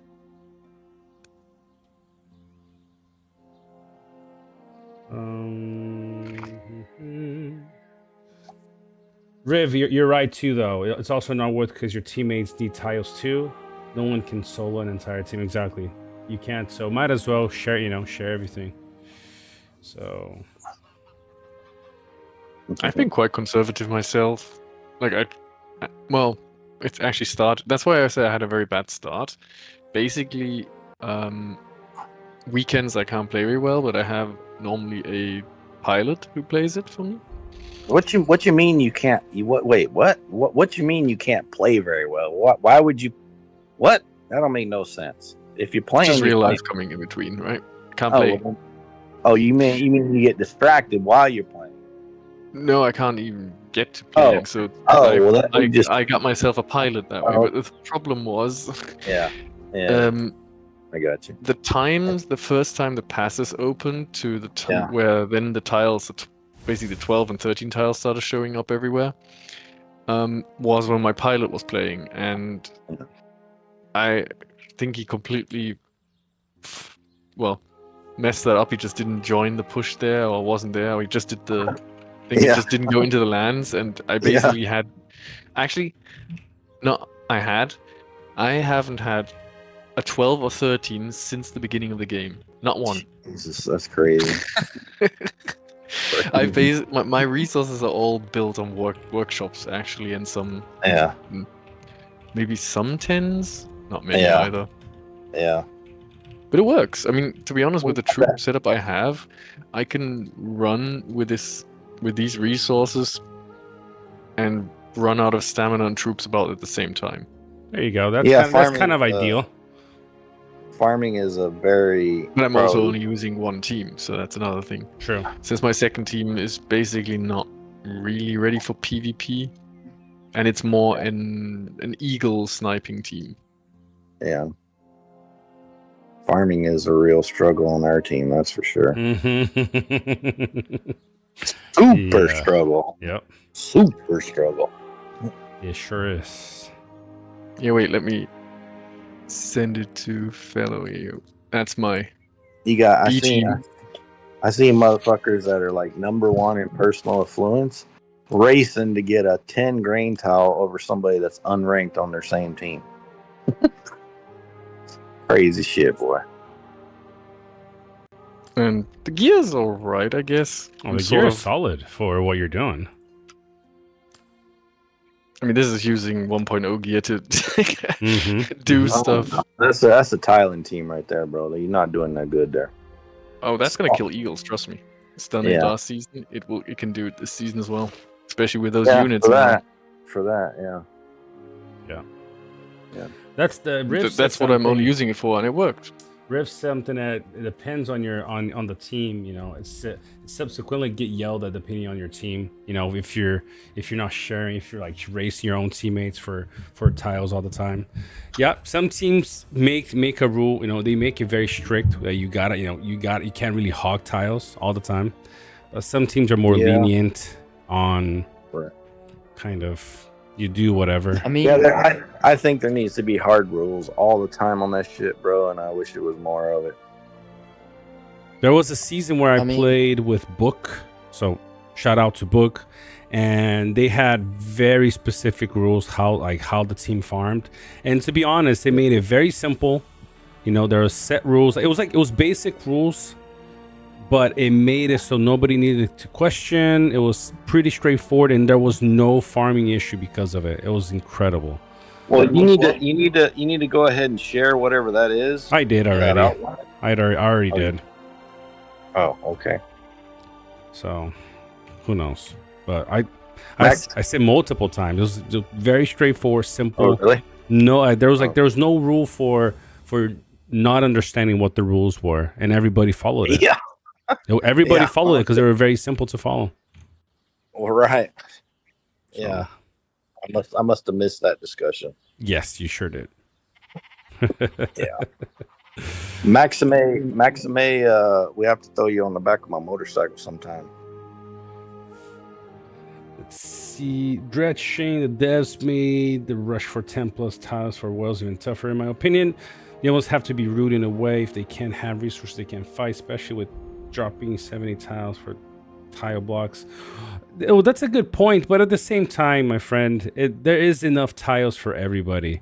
You know, you might struggle before the first pass is open. True, especially if you're in the same faction as two major teams. But when passes on day 4 open, there is enough tile. It's just kind of the nature of, like I said, the same reason why leaders play the same way every season. Players also farm the same way every season. Like, I was used to farming whatever I wanted, and when I played in Book, they're like, nope, we play like this, and if who doesn't follow gets removed from the fellowship, you know, until you're willing to comply. That needs to be adopted in our team, like So- stat. Yeah. Stat. So it was cool. It was nice because it allowed everybody to participate. And then if players started going AFK, you know, that's something you can discuss. What's the how do you approach it? Like, well, if a player needs to be away for a few days, then before he goes, he needs to drop his tiles so his teammates can use them. You know, if he's going to be away for 2 weeks, don't hold the tiles, drop them so people can take them. And so, but it's like I said, leaders are used to playing the game in a certain way. It's hard to change. It's easier, you know. The brain creates this pathway that has least resistance. Same thing for players. Like, Yeah. how many teams here? Raise your hand. Raise your hand here, class. How many teams have already said that there is no tile reservation? Like, even if you march to a tile, it's not yours. You gotta take it. Yet, everybody still does it. It's like, why? Like, every team I played, there you go, Riv. Every team I've played in the last 5 seasons, and I played in multiple teams, guys. Trust me, I'm in Nudes, but I actually still been in other teams at the same time without people knowing. So, and it's the same issue. You know, people go and march to a tile, although, like, before the season starts, like, there's an announcement in the team saying there is no tile reservation. And people still march to the tile, you know? And so things like this still happen. Like, why, even though everybody knows? I don't know. It's like, maybe if I do it this time, nobody's gonna notice. Come on. You know? Oh, see, everybody. See, you guys know it happens still. Even though it's been, like, everybody, you know, in the last 5 seasons, like, almost every team I talk to, yeah, there's no tile reservation. And yet people still march to the tile, just kind of just sitting there hoping that nobody's gonna take it. Yeah, I think it's still the mentality of the 1.0 system, where basically people use stamina to tile towards a tile they wanted, and then someone else takes it. Now that's where we did say in RP lane that whoever tiled there has a 15-minute time to take it themselves. Well, that's fine, you know. It's cool. It's cool. That's a good policy. That's where they used something to get there, and there's no other way to get to the tile. Yeah, that's a good policy. Right now, in 2.0, it's anyone can get to any tile. Exactly. Get there, you get there. Exactly. You know, that's a good point. Now you don't need the forwards to march to things anymore, you know. So, I mean, I guess you can tile. I mean, if you want to march to it, fine. But just don't be angry if somebody takes it. If your team has a no reservation policy. Maybe I'll see a teammate going for a tile, and I look back 15 minutes later. He didn't take it. He's still there. I'm like, you know what? I'm not going to take it. You know, although he's wrong, I'm not going to be that guy. But some people are like, no. The rules are clear. I'm gonna take it. Just don't be angry about it. You know, it's like the same thing about the whole zeroing thing. If you want to zero people, cool. Don't be angry when somebody zeroes you. It's just how it works. You know, bro. It's like next level on this team, man. Y'all fucking talking about taking a tile, right, bro? We got cats on my team that they 4, 5, or 6 forts away when the pass is open from anybody on the entire team taking a single tile. They already 4 or 5 forts built and ahead of you at the other end of the map, taking tiles all the way back. I know who you're talking level, about, bro. You having a conversation about, okay, pass open, there's a bunch of open tiles in front of us, bro. No. You got dudes that be like all the way across the map already, have range to every single fucking tile in the entire region that's open. Yeah. And already taken all of them. Well, usually they'll take the ruins, right? Bro, they do anything and everything, homie. They put forts all up along the border and around it. I'm talking about like 15 forts all around the entire region. Every single ruin sitting on top of it, taking it.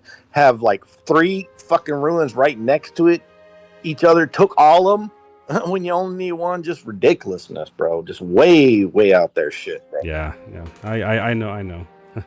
I felt it. It's completely next level. I felt it. Yeah.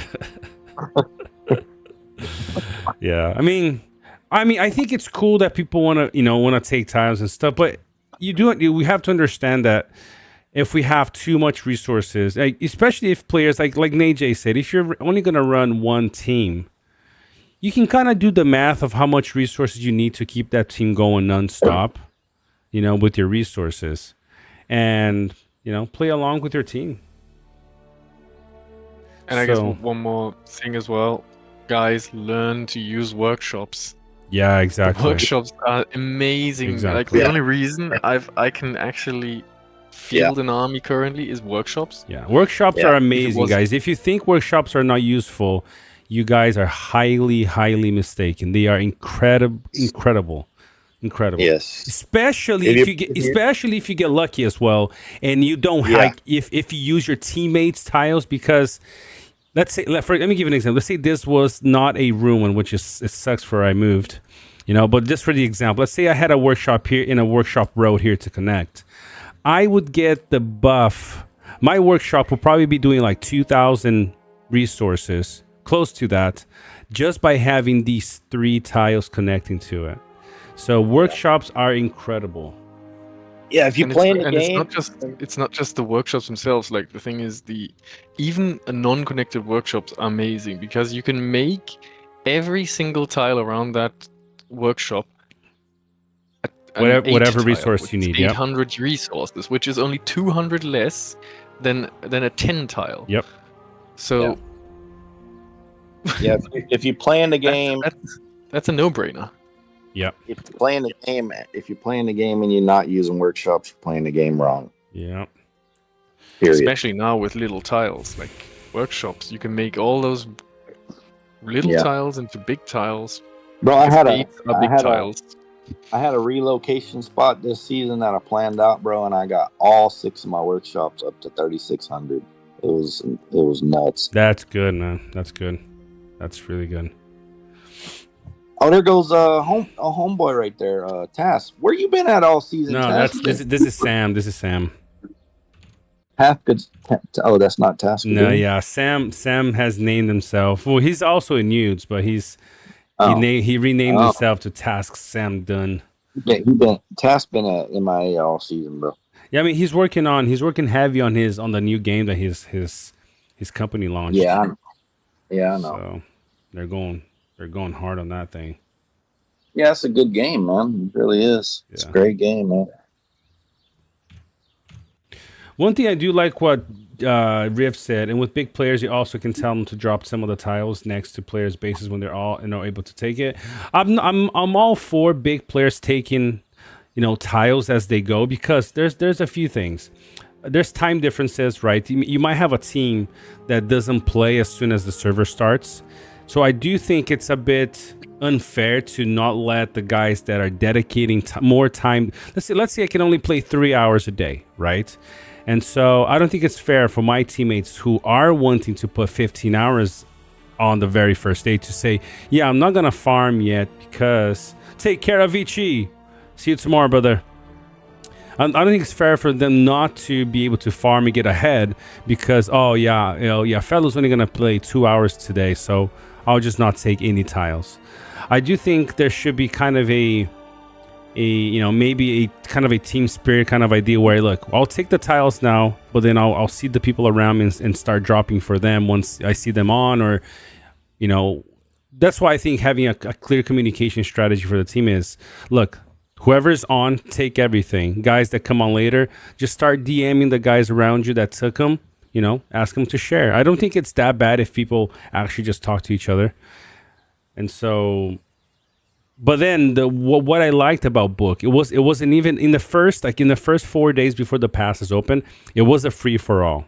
There was no rules for that. Wherever you can get tiles in the first 4 days before Chapter 4 opens up, do it. All the 200s if you can, whatever. It's free. It's free to go. What happened in book though was once we were about to pass siege the pass that goes into the second area, they saw what was the average of like the top 20 players in the fellowship and said, okay, nobody with 20k, anybody between 20,000 affluence gets the dibs on the level 10s. So anybody because that potentially means that those guys aren't leveled up as the other guys in front. So nobody, once the pass opened and they took it, players with 20,000 plus affluence could only take, if I'm not mistaken, was like level 11 tile or higher, or 12 and up. I can't even remember now what it was. But basically it was saying all the level 10s and potentially the 11s, like I said, I can't remember exactly, was reserved for anybody below 20,000, And so there was no issue farming because now the guys with already a bunch of 10s and a bunch of 11s in the spawn region already had level 37s, 38s, 40s. They could go easily into those 11s, 12s, and 13s and farm while the other guys are catching up with level 10s. I like that idea. That was pretty fun. Kept things pretty simple. So yes, You should move your. go ahead. You should always march your Gothmog out of your fort at the front and just put it on some naked tile towards the back and recall it when you need it in case your fort gets hit. Good point.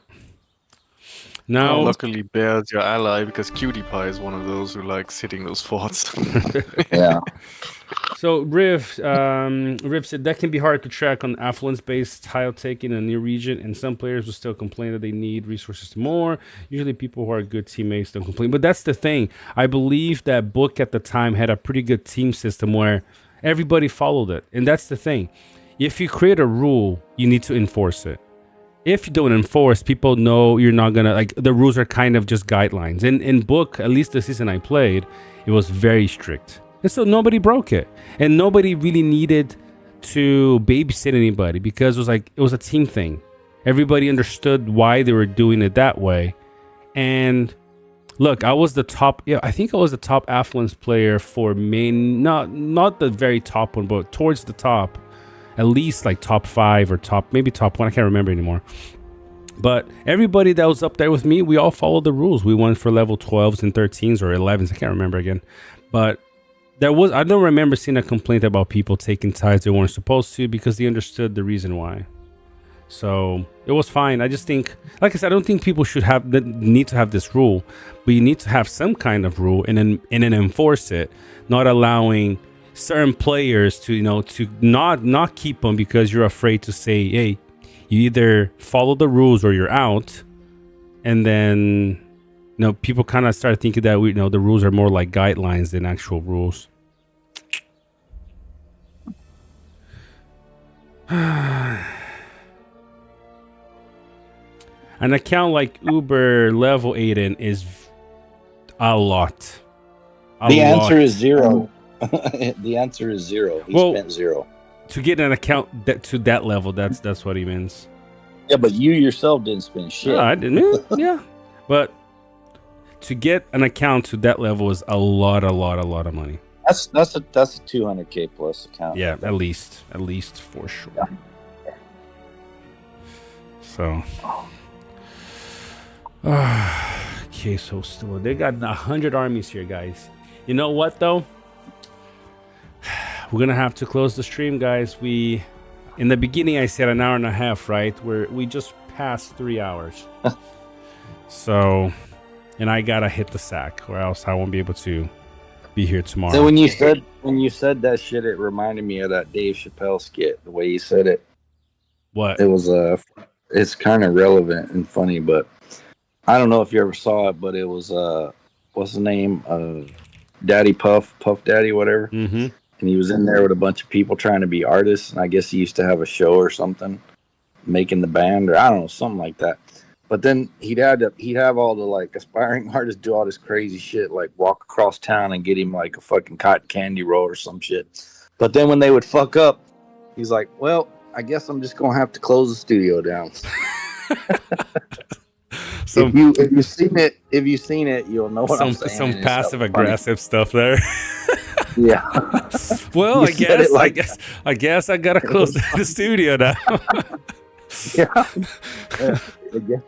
Go watch it though. Go watch it and you'll understand. It's hilarious. That's hilarious. Funny. That's funny.